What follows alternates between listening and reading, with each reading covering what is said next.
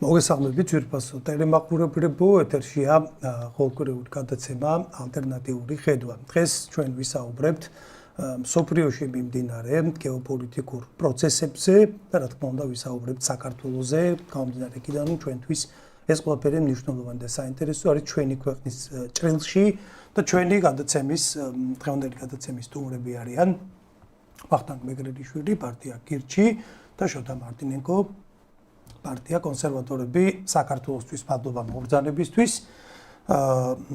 ზოგადად ჩვენ არა ვართ განებივრებული განსხვავებული პოლიტიკური პოზიციის მქონე პოლიტიკური სუბიექტების სტუმრობით, ამიტომ თქვენ ეს არ გეხებათ, გიც არ ეხება, ამიტომ მადლობა მობრძანებისთვის და პირველ შეკითხვას თქვენ დაგისვამთ.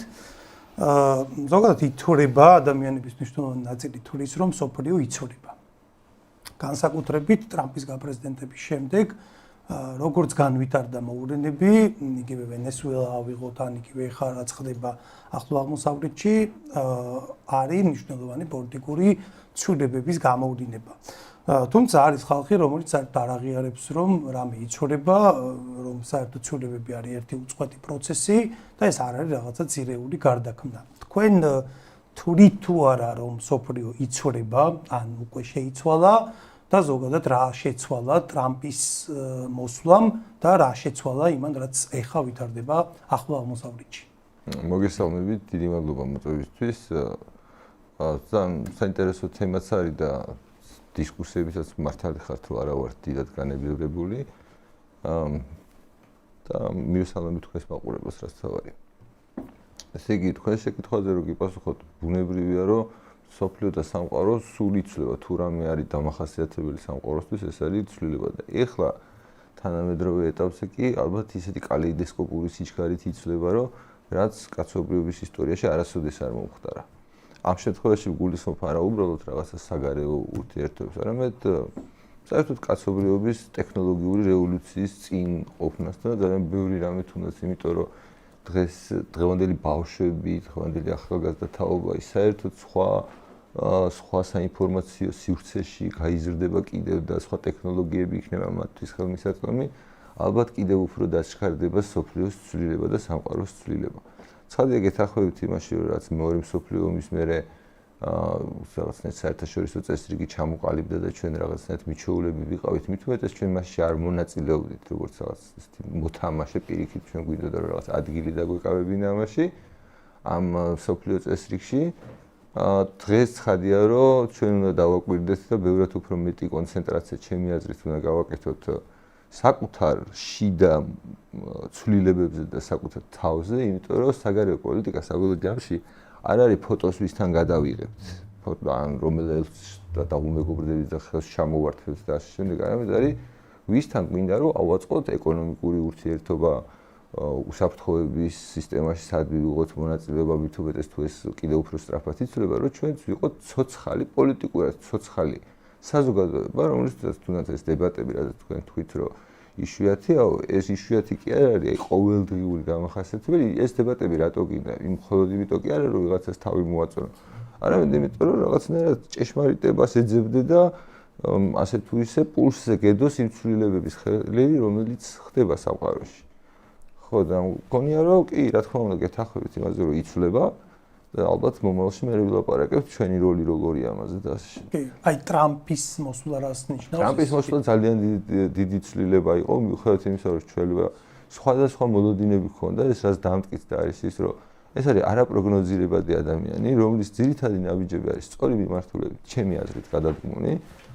თუნდაც ყველაზე სწორ ნაბიჯს იმას გულისხმობ, რომ დასავლეთი, რომლის უზარმაზარი გულშემატკივარი ვარ და ზოგადად იმ ღირებულებების, რომელზეც დასავლეთმა ცივილიზაციამ შექმნა მთელი ის ინსტიტუტები, რომელიც ახლა სამყაროში მუშაობს, ეს თავისუფალი ბაზარი იქნება, სასამართლოდ იქნება თუ ასე შემდეგ. მხოლოდ ამ ცივილიზაციის შექმნილია, მაგრამ ამ ცივილიზაციას ახასიათებს შიდა პრობლემები და ეს შიდა პრობლემები ძირითადად ამას შეიძლება მე დავარქვა, შეიძლება ცოტა უტრირებულად, მაგრამ ესე სოციალიზმი რა, შეიძლება სხვადასხვა ფორმის არსებობს სოციალიზმი, როდესაც რაღაც პროლეტარიატი იყო ცენტრში ყურადღების ზოგჯერ რაღაც, მაგრამ ბოლო პერიოდში იყო ეს ვოუკიზმი, ცნობილი ვოუკიზმი, რომელიც გამეფებული იყო განსაკუთრებით დემოკრატიული პარტიის მმართველობის პერიოდში ამერიკაში რაღაც სასწაული გაფურჩქნა გამოიწვია და იდეაში რაც ევროპაში დაავადება ჭირდა ამას ზურგს უმაგრებდა კიდე ამერიკული ეს თქვათ მხარდაჭერა და ეს რაღაცნაირად ჩემი აზრით, ჩემი მეგობრები ძალიან ბევრი არ მეთანხმება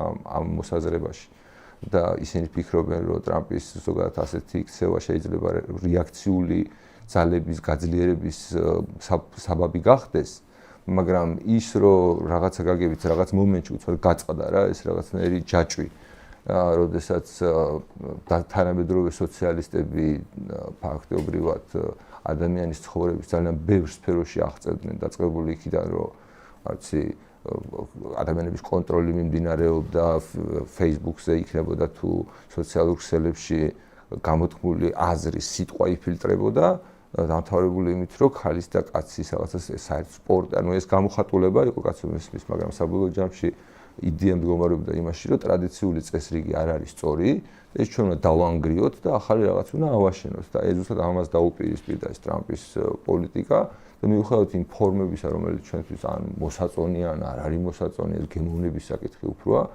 მე ტრამპის თავარ დამსახურებას მივიჩნევ იმას რომ ზუსტად ეს ძალა ეს მემარცხენე რადიკალური ძალა ფაქტობრივად დაამარცხა ძალიან უცნაურ მეორე ვადით ერთი წაგებული არჩევნების მერე და მეორე ვადით გაიმარჯვა პრეზიდენტმა ეს რაღაც უნიკალური შემთხვევაა ჩემი წარმოდგენით და შეიძლება მე კარგად ვერც ხვდებოდი იმ ნიჭს რომელიც ამ ადამიანს ახასიათებს და ამ ადამიანმა ეს მოახერხა და ფაქტობრივად ამის გაგრძელებაა ის უცნაური საერთაშორისო რიტორიკაც რომელიც მან გააგრძელა მადუროს მოტაცება იქნება თუ 49 წლის განმავლობაში რაც ირანში ხდებოდა და ფაქტობრივად დესტაბილიზატორი იყო რეგიონის და ასე შემდეგ, აი ეს პირდაპირ კონფლიქტში შესვლა.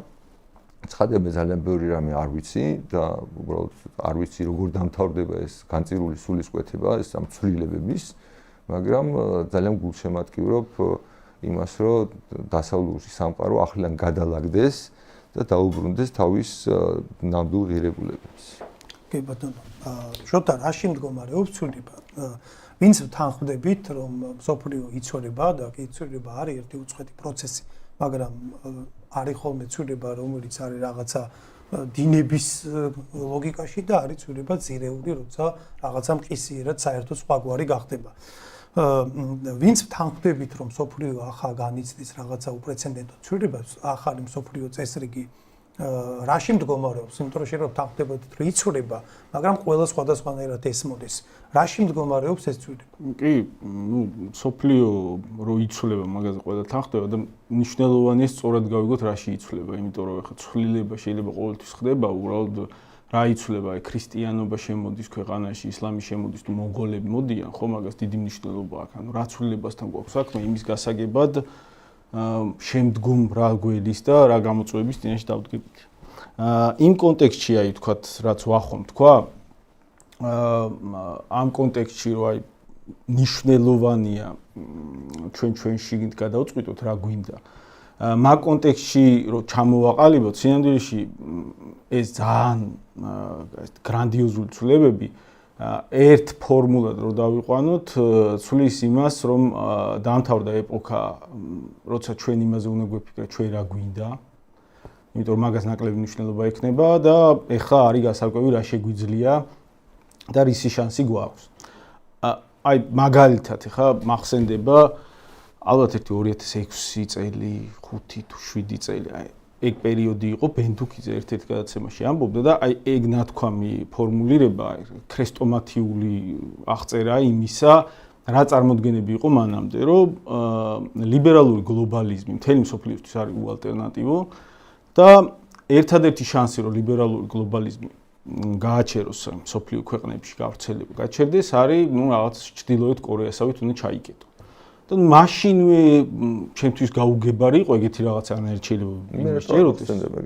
კი, ეგ იყო აი ბახოს ერთ-ერთ გადაცემაში ლიბერალური გლობალიზმის, გლობალიზაცია ლიბერალიზმის გარდაუვალია და გავრცელდება მთელ მსოფლიოში და თუ გინდა რომ ეს გააჩერო, უნდა შექმნა რაღაცა ჩრდილოეთ კორეასავით ქვეყანა, სხვანაირად ამის შეჩერება იქნება შეუძლებელი ეს ისეთი უწყვეტი ტალღა, რომელიც მოიცავს სოფლიოს და ეგ არ იყო ახლა ცხადე ბენდუქიძის გამოგონება, ეგ იყო არა, ჩვენ კი არა ზოგადად სოფლიო ტენდენცია და ეგ არ არის ბენდუქიძის წარმოდგენა მის მიერ შექმნილი ფორმულირება მანამდე ფუკუიამას ფორმულირება რომ ისტორია დამთავრდა და ეხლა დასავლური ჰეგემონია იქნება უალტერნატივო იდეოლოგიური ეგ წარმოდგენა მართლა დომინირებდა და მაგ წარმოდგენას ჰქონდა თავისი ლოგიკური საფუძველი ამერიკის და დასავლეთის ტექნოლოგიური და ეკონომიკური უპირატესობა დანარჩენ მსოფლიოზე იყო იმდენად მასშტაბური რომ ფაქტიურად ითვლებოდა რომ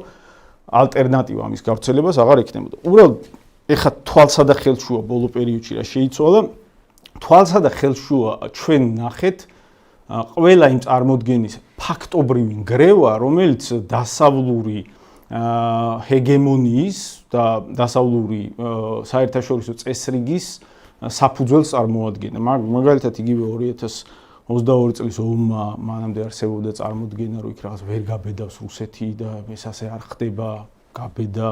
მერე იყო წარმოდგენა რომ იქ რაღაცა დასავლეთი თუ რაღაცა სანქციებს და აწესებს ყველა ნებისმიერი ქვეყანა ჩამოიშლება მას ვერ გაუძლებს გაუძლო შემდეგ რაღაც რაკეტები დაიცლება ის სანქციები მოგუდავს არ მოგუდა შემდეგ იყო წარმოდგენა ტრამპის მოსვლის შემდეგ რომ კარგი თლად ეგრე არ არის რომ ერთპიროვნული დასავლური ჰეგემონია შეიძლება აღარ არის შესაძლებელი მაგრამ ამერიკა სადაც გადაწყვეტს იქ მაინც შეუძლია საკუთარი დღის წესრიგის გატარება და ეხლა თვალსა და ხელშუა ხედავთ რომ არ თუ სადაც გადაწყვეტს ან ჰორმუზის სრუტეში რომელიც არის რა ვიცი მთელი მსოფლიოს ენერგეტიკული წყარო იქაც რამდენად შეუძლია ამერიკას დღის წესრიგის გადაწყვეტა თუ მოლაპარაკებებზე მიდის და უდიდესი ალბათობით თლად ისე აღარ დასრულდება რომ ამერიკას ერთპიროვნულად შეუძლია საკუთარი პირობების კარნახი და ამის იქითაც იყო წარმოდგენა რომ კარგია შეიძლება ამერიკას უკვე მაგხელა დომინაცია აღარ შეეძლოს რომ აი ყველგან შეეძლოს რაღაცების გადაწყვეტა და მაგრამ საკუთარი დადგენილი სტანდარტები საერთაშორისო სამართლის ამას მაინც როგორც გარანტი საერთაშორისო სამართლის დაცვის ამას მაინც უზრუნველყოფს ამერიკა და თვითონ ღიად დაიწყო საერთაშორისო სამართლის დარღვევა და საერთაშორისო სამართლის დარღვევა ამერიკის მხრიდან ეგ რას ნიშნავს შენ მიერ დადგენილ სამართალს გინდა სახელმწიფო შიდა დონეზე გინდა საერთაშორისო დონეზე როცა შენ თვითონ არღვევ ეგ ნიშნავს რომ ძალთა ბალანსი იმდენად შეირყა რომ ის სამართლის ნორმებში ფიგური მოქმედება უკვე შენვე აღარ შეგიძლია შენვე გიწევს ამ სამართლის მიღმა გასვლა იმისთვის რომ შენი ინტერესები გაიტანო აქედან გამომდინარე ჩვენ შევდივართ მოცემულობაში სადაც საერთაშორისო სამართალი როგორც ასეთი ქრება და ქრება ამერიკის ნაბიჯები ამის უკვე რაღაცა გაფორმებაა იმიტომ თუ ის მხარე რომელიც ამის გარანტი უნდა ყოფილიყო ცხადია რუსეთი არ ღვევდა და არავის არ წარმოედგინა რომ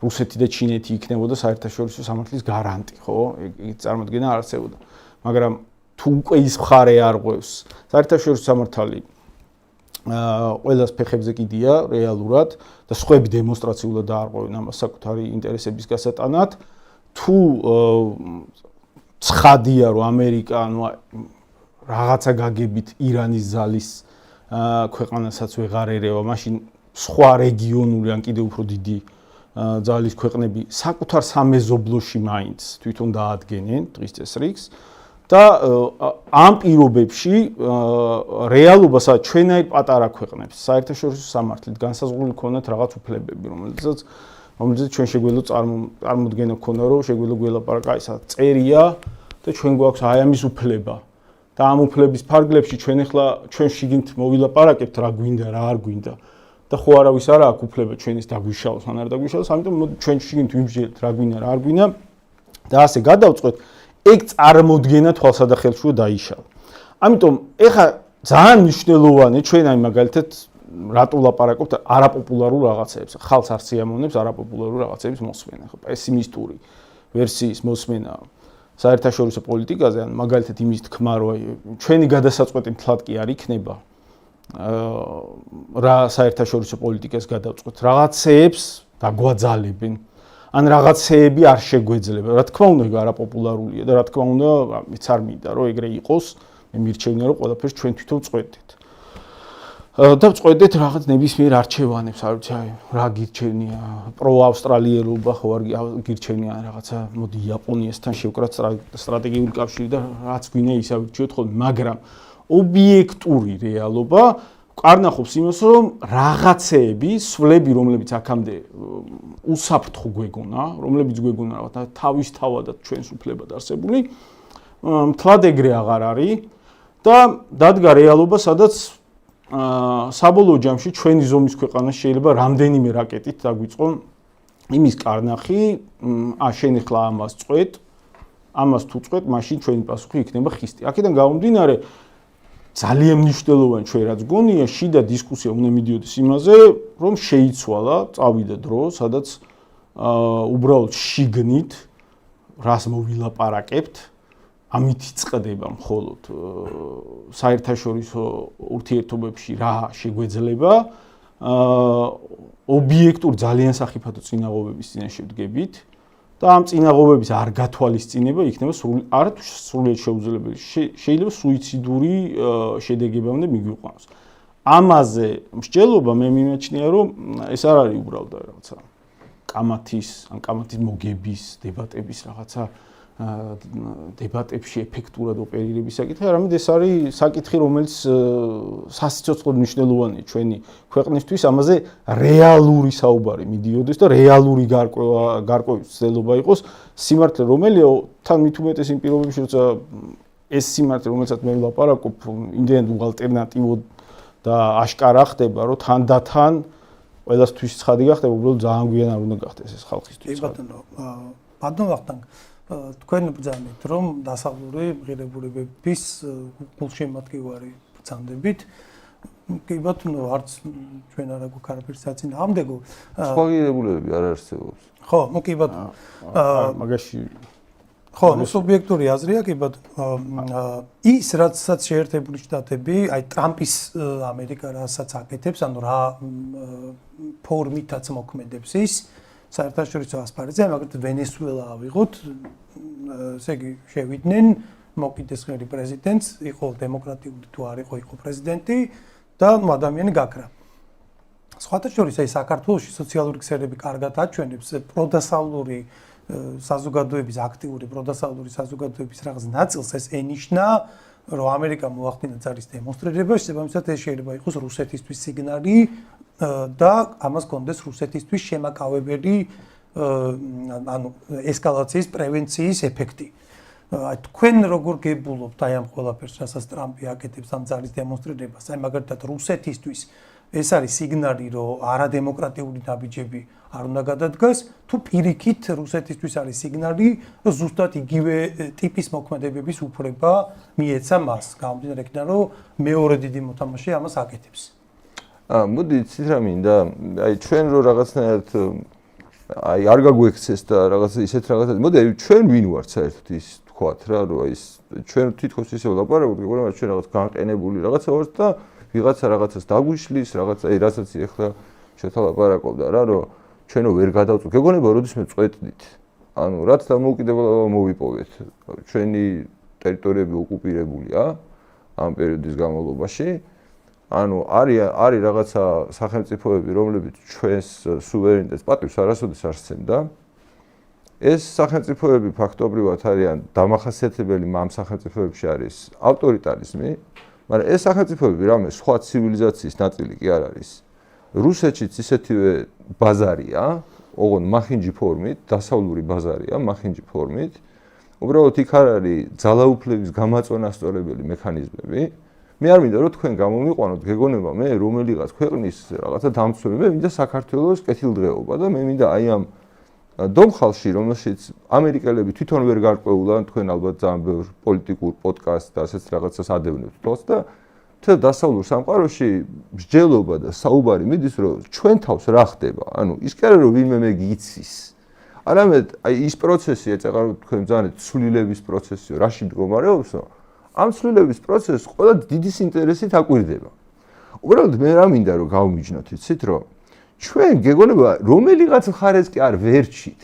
ანუ აი ჩვენ რა გვინდას, აი ჩვენ კონკრეტულად აი საზოგადოებას, რომელიც აქამდე იყო ერთ-ერთი ავტორიტარული კი არა, ნუ რაღაც აი ტოტალიტარული საზოგადოების ნაწილი, გაგვიმართლა რაღაც ამ გამართლების შედეგად ჩვენ აი ისეთი სასწაულად გაგვიმართლა, რომ ამ პლანეტაზე ალბათ რაღაც 200 ერია რა, რაღაც ეთნოსია თუ რაღაც შეიძლება პოლიტიკური ერია, რომელსაც აქვს დამოუკიდებელ თავისი ბედის გადაწყვეტის უნარი და ჩვენც აი ეს მოგვეცა, რადგან ეხლა შოთა ამბობდა რომ შეიძლება ამ 200-საც აღარ მიეცეს, იმიტომ რომ ეს საერთაშორისო წესრიგი დაირღვა და შეიძლება რაღაც საფრთხეები გაგვიჩნდეს და მაგაში ვეთანხმები, რომ რაც უფრო გაუგებარია სამყარო, მით უფრო შეიძლება მეტი საფრთხეები გვემუქრებოდეს, მაგრამ რომ გავარჩიოთ ალტერნატივა ეს კი არ არის ტრამპი როგორ მოიქცა და ტრამპი კაი კაცია და ცუდი კაცია თუ რაღაც ტრამპის ფსიქოთერაპევტი ხო არა ვარ, ანუ ის ხო არა ვარ, რა ქვია დიაგნოზი ხო შემიძლია რატო თან მithumetes ისე იქცევა რომ ვერავინ ვერ გამოიცნოს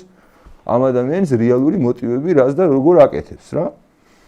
ამიტომ მაგასში მე შემოყვებით. მე უბრალოდ იმის გარკვევა მინდა რომ აი მაგალითად როდესაც ჩვენ საერთაშორისო ურთიერთობაზე ჩვენ როლზე ვლაპარაკობთ, ჩვენ უნდა ვიყოთ აი წარმოიდგინეთ ჩვენ რო აქ შიგნით ავტორიტარიზმს ვაშენებდეთ. არ ვცდილობდეთ რომ ძალაუფლება დანაწილებული გქონდეს. არ ვცდილობდეთ რომ თავისუფალი ბაზარი გქონდეს. არ ვცდილობდეთ რომ დამოუკიდებელი სასამართლო გქონდეს. სიტყვის თავისუფლება არ გქონდეს.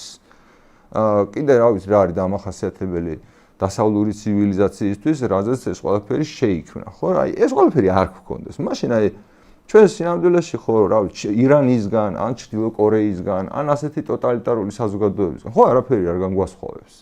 ანუ წეგან რუსეთზე რო ვამბობდი, რუსეთიც ხო ფაქტობრივად არის დასავლური ინსტიტუტი, მაგალითად ჩინეთიც კი რო აიღოთ, ჩინეთმა დენსიაოპინის პერიოდში რა გააკეთა? თავისუფალი ბაზარი შექმნა რაღაც დონეზე. შეიძლება ეს თავისუფალი ბაზარი უფრო თავისუფალი იყო, ვიდრე მაგალითად ამერიკული ბაზარი აი ამ დონის ბიზნეს საქმიანობისთვის, ანუ ქვედა დონის ბიზნეს საქმიანობისთვის, ხო? ანუ რეალურად ისი თქმა მინდა რომ აი როცა ჩვენ ვიძახით და უცნაურად ჟღერს ხოლმე რომ ცივილიზაცია მხოლოდ დასავლურია და მხოლოდ დასავლურია, ამ დასავლურ ცივილიზაციას თვითონ აქვს პრობლემა. ანუ თვითონ შეუძლია რომ შიგნით აღმოცენდეს პრობლემა. სერიოზული ფაშიზმის დასავლური საზოგადოების პრობლემა ხო იყო? კომუნიზმი ხო დასავლური საზოგადოების პრობლემა იყო? ეს ხო არ იყო რაღაცა მონღოლური ცივილიზაციის პრობლემა, ეს იყო დასავლური საზოგადოების პრობლემები. ანუ დასავლურ საზოგადოებას ერთის მხრივ როგორც ძალა აქვს იმისთვის, რომ შექმნას ადამიანებისთვის კეთილდღეობა, სამართლიანი წესრიგი, ისა რაც მოგწონს მოკლედ რა. ამავე დროს აქვს მიდრეკილება, რომ ხანდახან აურიოს ხოლმე და ისეთი პრობლემები შეიქმნას, როგორც მაგალითად ახლა ბრიუსელია სიტყვაზე ევროპისთვის, რომელიც აჩერებს ევროპული აი იმიტომაც აქონდა შოთა რო იძახდა რომ ვერავინ ვერ წარმოიდგენდა რომ რუსეთი ამ ნაბიჯს გადადგავდა 2022 წელს. ანუ დასავლეთმა ისეთი თვითდაზიანებები მიიყენა ბოლო 10 წლეულების განმავლობაში განსაკუთრებით, რომ იმ ავტორიტარ რეჟიმებს, რომლებიც ამ დასავლურ ცივილიზაციასთან იმალებოდნენ, იმიტომ ფულს იპარავდნენ მოკლედ და იქ ფულის მოპარვა და დამალვა და ასე შემდეგ, ნაკლებად მოსული იყო რა. სულ პრობლემები ჰქონდათ და მოკლედ მარტივად რო თქვათ, გაყოყოჩდნენ მოკლედ ეს ავტორიტარული რეჟიმები დასავლეთის დასუსტების პარალელურად. ხო და მე რა მაინტერესებს იცით რომ ამ ყველაფერს შეიძლება შევთანხმდეთ რომ დასავლური ცივილიზაცია არ ვარგა. ანუ არ ვარგა კი არა, პრობლემა აქვს, მაგრამ აი თითქოს მეორე მხარეს ალტერნატივა არსებობდეს და მე ამ ალტერნატივას ვერ ვხედავ. აი დასავლური ცივილიზაცია არ მოგწონს, აბა რა მოგწონს. აი მეორე მხარეს რა არის? რა უნდა გავაკეთოთ? თუ ჩვენ აი წეგან მე რაც ჩამოთვალე დასავლური ცივილიზაციის მიერ შექმნილი ინსტიტუტები, საერთაშორისო ვაჭრობა იქნება თავისუფალი, ეს იქნება არ ვიცი მართლა კონტრაქტების სისტემა, აუდიტები, ლონდონის არბიტრაჟი, ესა, რომელიც ადამიანებს ერთმანეთთან ურთიერთობის საშუალებას უხსნის.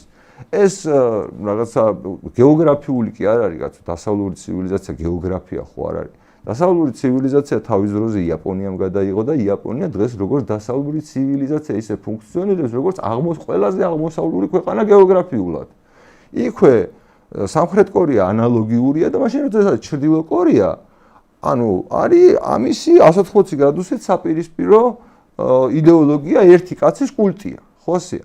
ანუ ჩვენთანაც ხო ესე რომ შევხედოთ, ეხლა რა გამოდის რომ არის ეს დაავადებული, შედარებით დასუსტებული, თვითდაზიანება მიყენებული დასავლეთი და ეს გაყოყოჩებული ავტორიტარები, რომლებიც დასავლეთის სისუსტეს იყენებენ არგუმენტად იმის, რომ აი ჩვენ ეხლა მესამე გზა გვაქვს, ეს გზა გვაქვს, ანუ სინამდვილეში მე ზუსტად მაგას ვიძახი, რომ ჩვენ თუ აქ არ განსაზღვრეთ ჩვენ რა გვინდა, აი მაგალითად მე და შოთა თუ არ ვიდებატეთ იმაზე, რომ როგორი უნდა იყოს მაგალითად არ ვიცი საკუთრების საკითხები საქართველოს როგორი უნდა იყოს საკუთრება მოწესრიგებული საქართველოში როგორი უნდა გქონდეს ჯარი მაგალითად, იმიტომ რომ ორი რამე არსებობს, ხო? ან ხარ რაღაცა სამეგობრო დიდი წრის, როგორც ტრადიციულად იყო ნატო წევრი და შენ იმედი გაქვს, რომ აი შენი community, ანუ შენი რაღაცა სამეგობრო ჯგუფი ერთიანია და თუ რაღაცა მტერი გამოჩნდა, ეს საერთო ძალისხმევით ამას უპასუხებ, ერთი ვარიანტი ეს არის. მეორე ვარიანტი არის, რომ შენ რაღაც როგორც ისრაელი ბევრ რესურსს ხარჯავ იმაზე, რომ თვითონ შეძლო საკუთარი უსაფრთხოების დაცვა.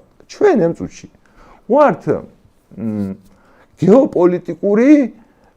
გეოპოლიტიკური დაუინტერესებლობის შედეგად მშვიდობაში. რა ამ წუთში ჩვენთვის არავის არ სცალია. პუტინმა ერთი პოლკი რომ მოხსნას, არ ვიცი, შეიძლება უკრაინის ფლოტიდან, ფრონტიდან, აი რა ვიცი, ნებისმიერ იმას უბრალოდ მე ხარჯი დაუჯდება საქართველოს კონტროლი რა. აი მაგის იმედა თუ არ თუ რომ იმას არ უღირს ამის გაკეთების. კი არა რომ არ შეუძლია, ან ჩვენ ამას წინააღმდეგობას გავუწევთ, ან ჩვენს მაგალითად ვინმე შეწუხდება რა.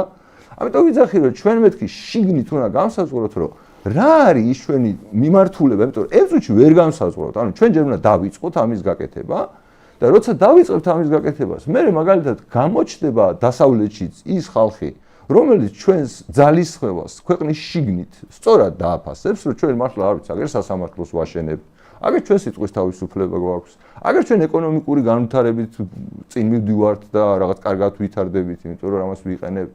შესაბამისად, ვიღაცებს საქართველოში გაუჩნდებათ ეკონომიკური ინტერესი და ამის შემდეგ შეიძლება ნელ-ნელა ნაბიჯ, აი როგორც აი რახან იშლება მაგაზე ვთანხმდებით, იშლება ტრადიციული წესრიგი და მარტო გაეროს რეზოლუციაზე კი აღარ არის დამოკიდებული, ან რა ვიცი, ბრიუსელის რაღაცა ხმის მიცემაზე კი არ არის დამოკიდებული რაღაცა როგორ მოხდება ამ ქვეყანაში. არამედ არის რაღაც ესეთი გრძელვადიანი პროცესი, რომ გრძელვადიან პროცესში ჩვენ უნდა მივიღოთ მონაწილეობა, როგორც ჯერჯერობით ვისარგებლოთ, რაც დაგვრჩენია იმ დამოუკიდებლობით და ჩვენს მიერ გადაწყვეტილების მიღების შესაძლებლობით.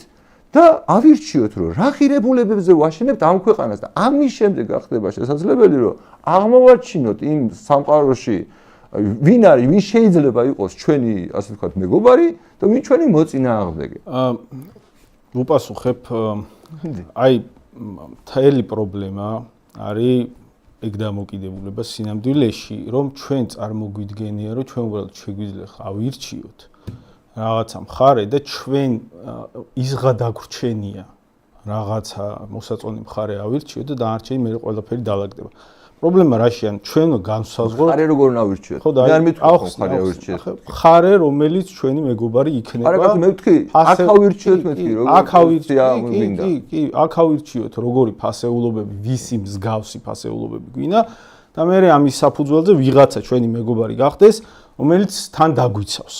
შეიძლება ჩვენ დავიცვათ ჩვენი თავი. ეგეც ხო შესაძლებელია. ხო და მაგაზე უნდა მივიდეთ. ჩვენ რისი არჩევა შეგვიძლია და რისი არჩევა არ შეგვიძლია და რა არ არის არჩევანი. აი პრობლემა რაშია? ეხა რა ფასეულობები, ინსტიტუტები, იქ რაღაცა სასამართლო, თავისუფალი მედია, დაქირავებული არასავალდებული ჯარი და ასე შემდეგ. მაგ ნაწილში არჩევანში თავისუფალი ხარ. არავინ ჩვენს გარშემო მაგაზე დიდ პრობლემას არ შექმნის. თუ გვინდა თავისუფალი სასამართლოების და თავისუფალი მედიების დღე მოვაწყოთ და ჯარი არ ქონდეს სავალდებულო, რაღაც აქ ჰოლანდია მოვაწყოთ, მაგაზე პრობლემა არ ექნება არავის, იმიტომ რომ გასაგები იქნება, რომ სამდვილეში უფრო სუსტი ხარ და თუ დაჭირდა გადაგივლიან. ეგ პრობლემა მაგაზე არ ექნება არავის. რაზეც პრობლემა აქვს, მე რატო ვლაპარაკობ ამას?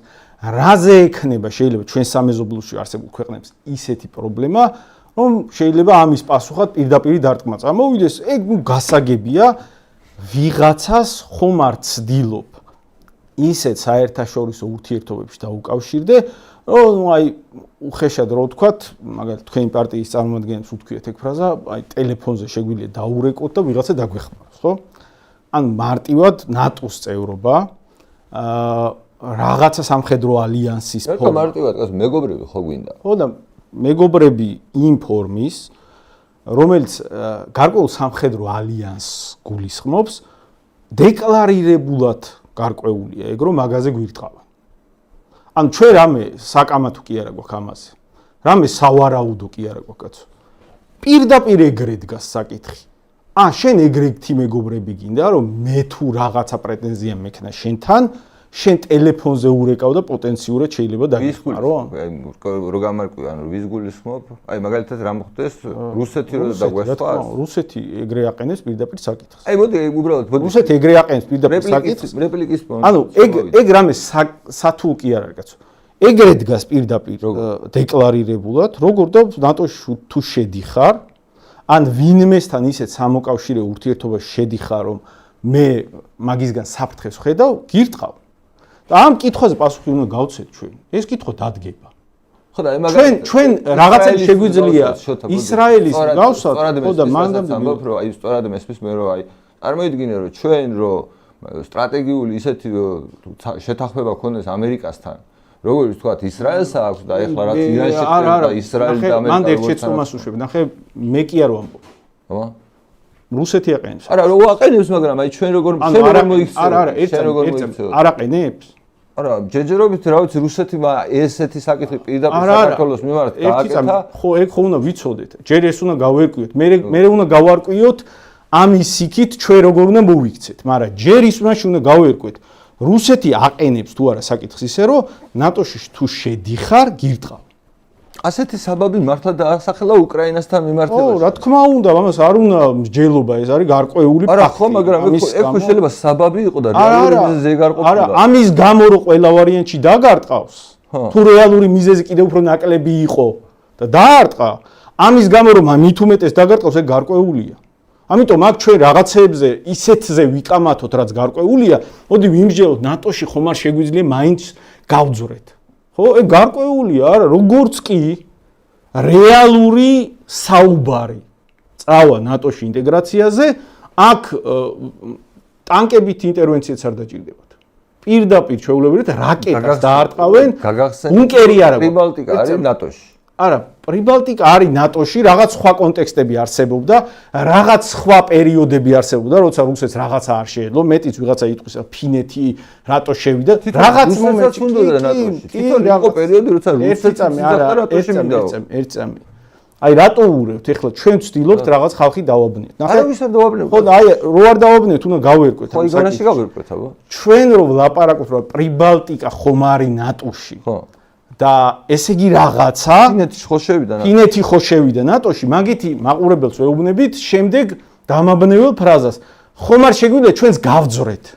ეგ მაგას ნიშნავს. და არ მოგინდებოდა რომ არა, ჩვენ შეიძლება გვინდოდეს რაღაც იაპონიასთან ერთიან ალიანსში და აი ეხლა რომ ნატოში ვიყოთ, გინდა თუ არ გინდა? ჩვენ რო ვიყოთ ისეთ ალიანსში, რომ ჩვენზე არავის შემოტევა არ უნდადეს, ძალიან კარგია. ხო და ერთი წამი, ერთო მიზანი სხვაგან ჩვენგან არ მინდა, არ ჩვენ გინდა, არც მე მინდა რომ ჩვენზე ვინმე შეძლოს სხვაგან არ გადავიდეთ, ეს მნიშვნელოვანი საკითხია. ამაში უნდა გავერკვეთ. ასად არ უნდა გადავიდეთ, იმიტომ რომ ეს მნიშვნელოვანი საკითხია. საკითხის ეგრე დაყენება ფინეთი ხო გაძვრა. და ჩვენც ხომ არ შეგვიძლია გავძვრეთ, არის ტყუილი.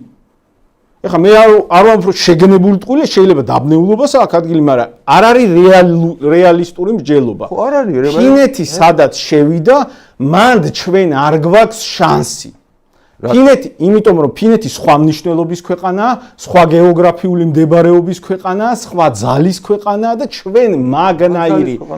ჩვენ მაგნაირი მნიშვნელობით არ გვიყურებს, არავინ ეგ არ მოვატყუოთ, არავის ასეთი რაღაცა, რომ არა, ერთ წამი მოდი ამაზე ვიმსჯელოთ. ჩვენ რეალურად ეხლა უნდა ვუმტკიცოთ ვინმეს, რომ ნატოში შესვლა შეგვიძლია ისე რომ არ დაგვარტყა?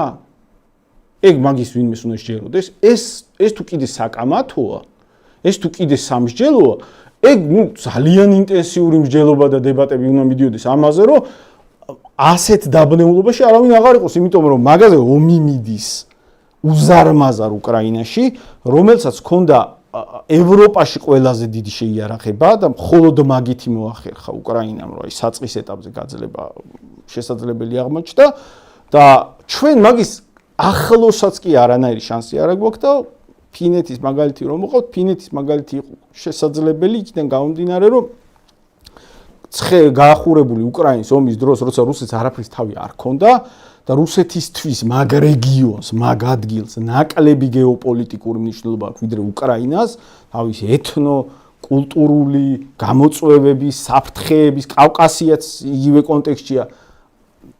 გეოგრაფიული მდებარეობიდან გამომდინარე, ჩვენ სხვა მდგომარეობაში ვართ. ჩვენ არ შეგვიძლია ნატოში ინტეგრაცია და აქედან გამომდინარე ძალიან მნიშვნელოვანია გადავწყვიტოთ რა შეგვიძლია ავირჩიოთ ხოლმე და რისი არჩევანის შესაძლებლობა არის პირდაპირი ომი ხვალე. მე არ ვიცახი რომ თუ ვინმე წყვეტს და მაღაზე მიდის რომ ჩვენ მაღაზე უნდა მოვემზადოთ და პირდაპირ ომი მზად უნდა ვიყოთ ამაზე, ეგ არ შეიძლება იყოს მსჯელობისაგან. ოღონდ ეგ უნდა დასახელდეს.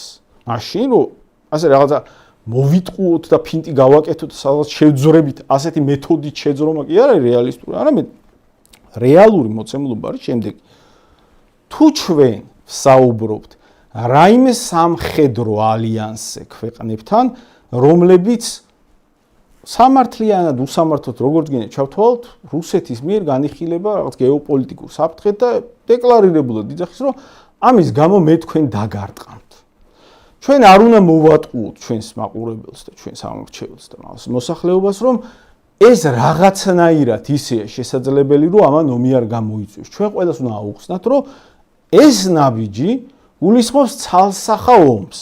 შეიძლება ვიღაცას მზად იყოს, ომზე უნდოდეს, ვიღაცა რაღაც მილიტარისტი იყოს, არ გამორიცხავდეს ამ ვერსიას, ოღონდ სამართლიანობა მოითხოვს აუხსნათ ამორჩეველს, რომ ეს ნაბიჯი გულისხმობს ცალსახა ომს და ჩვენ ვართ გამოწვევის წინაშე, სადაც რაღაცეები არის ჩვენი არჩევანის თავისუფლება. აი მაგალითად, არავინ არ დაგვიშვილა ძალიან კარგი თავისუფალი სასამართლო.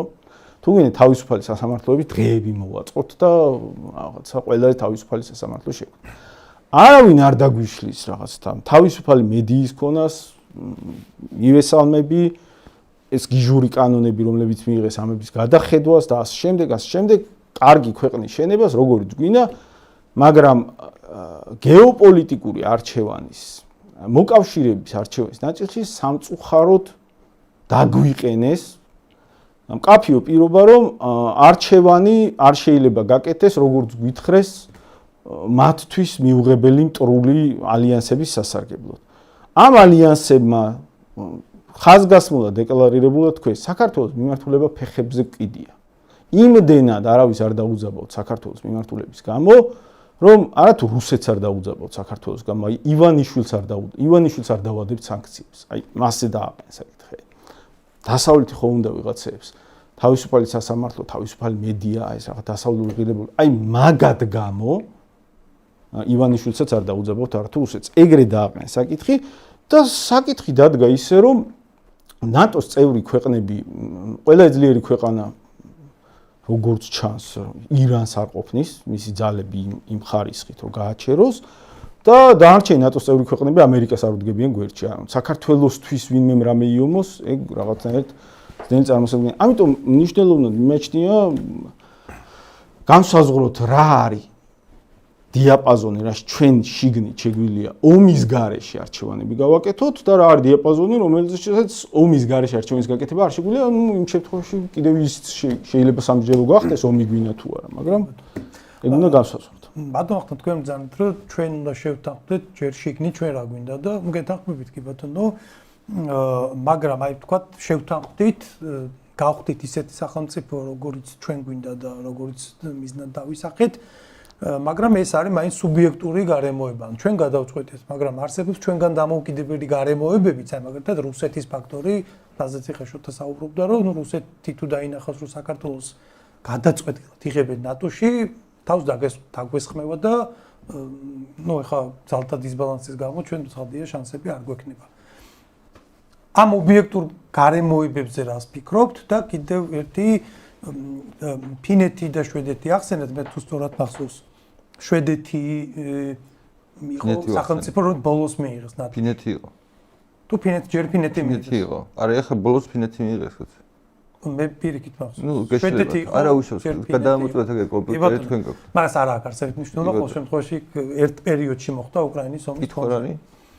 და საქართველოსაც აქვს შესაბამისად შანსი თუ სწორად გავიგეთ თქვენი პოზიცია იყო რომ ისინი თუ მიიღეს აგიხსნით. კი ბატონო, უბრალოდ თუ არასწორად გავიგეთ თქვენ ახსნით, მაგრამ გეოგრაფიას თუ აქვს რაიმე არსებითი მნიშვნელობა. რა თქმა უნდა, კაი, დიდი მადლობა. მოკლედ, აი ხა მე უსმენდი შოთას და ნახე საქმე რაშია, რომ იმაში ვეთანხმები, რომ მოდი ჯერ რაში ვეთანხმები. ვეთანხმები იმაში, რომ ნატოს საკითხი თვითონ არის პრობლემური. აგერ ტრამპი იმის გამო, რომ ირანში არ დაეხმარნენ ევროპელები საკვარისად რაღაც არ დაუთვეს ბაზა, იქ რაღაცა გემი არ გაგზავნეს ესა ძალიან იძახის, რომ შეიძლება ნატოდან საერთოდ გამოვიდეო რა.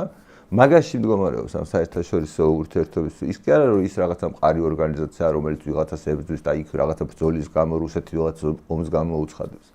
ანუ სინამდვილეში სხვადასხვა დროს, სხვადასხვა ეპოქაში რა ძალთა ბალანსი სხვადასხვანაირი იყო. სამწუხაროდ საქართველოში სულ უწევდა დიდი იმპერიების ინტერესების დაბალანსება რაღაცნაირად რომ გადავრჩენილიყავით რა. ხო და ახლა დაახლოებით იგივე სიტუაცია. ოღონდ ჩვენ აი იქ რო წიგნი რო გიდევთ, ბიბლია რო აწერია რა. აი იმ ღირებულებების მატარებელი ერი უნდა დავრჩენილიყო. თუ რამე იდენტობას ჩვენსაც განსაზღვროს ის რომ ქრისტიანული ერი ვართ.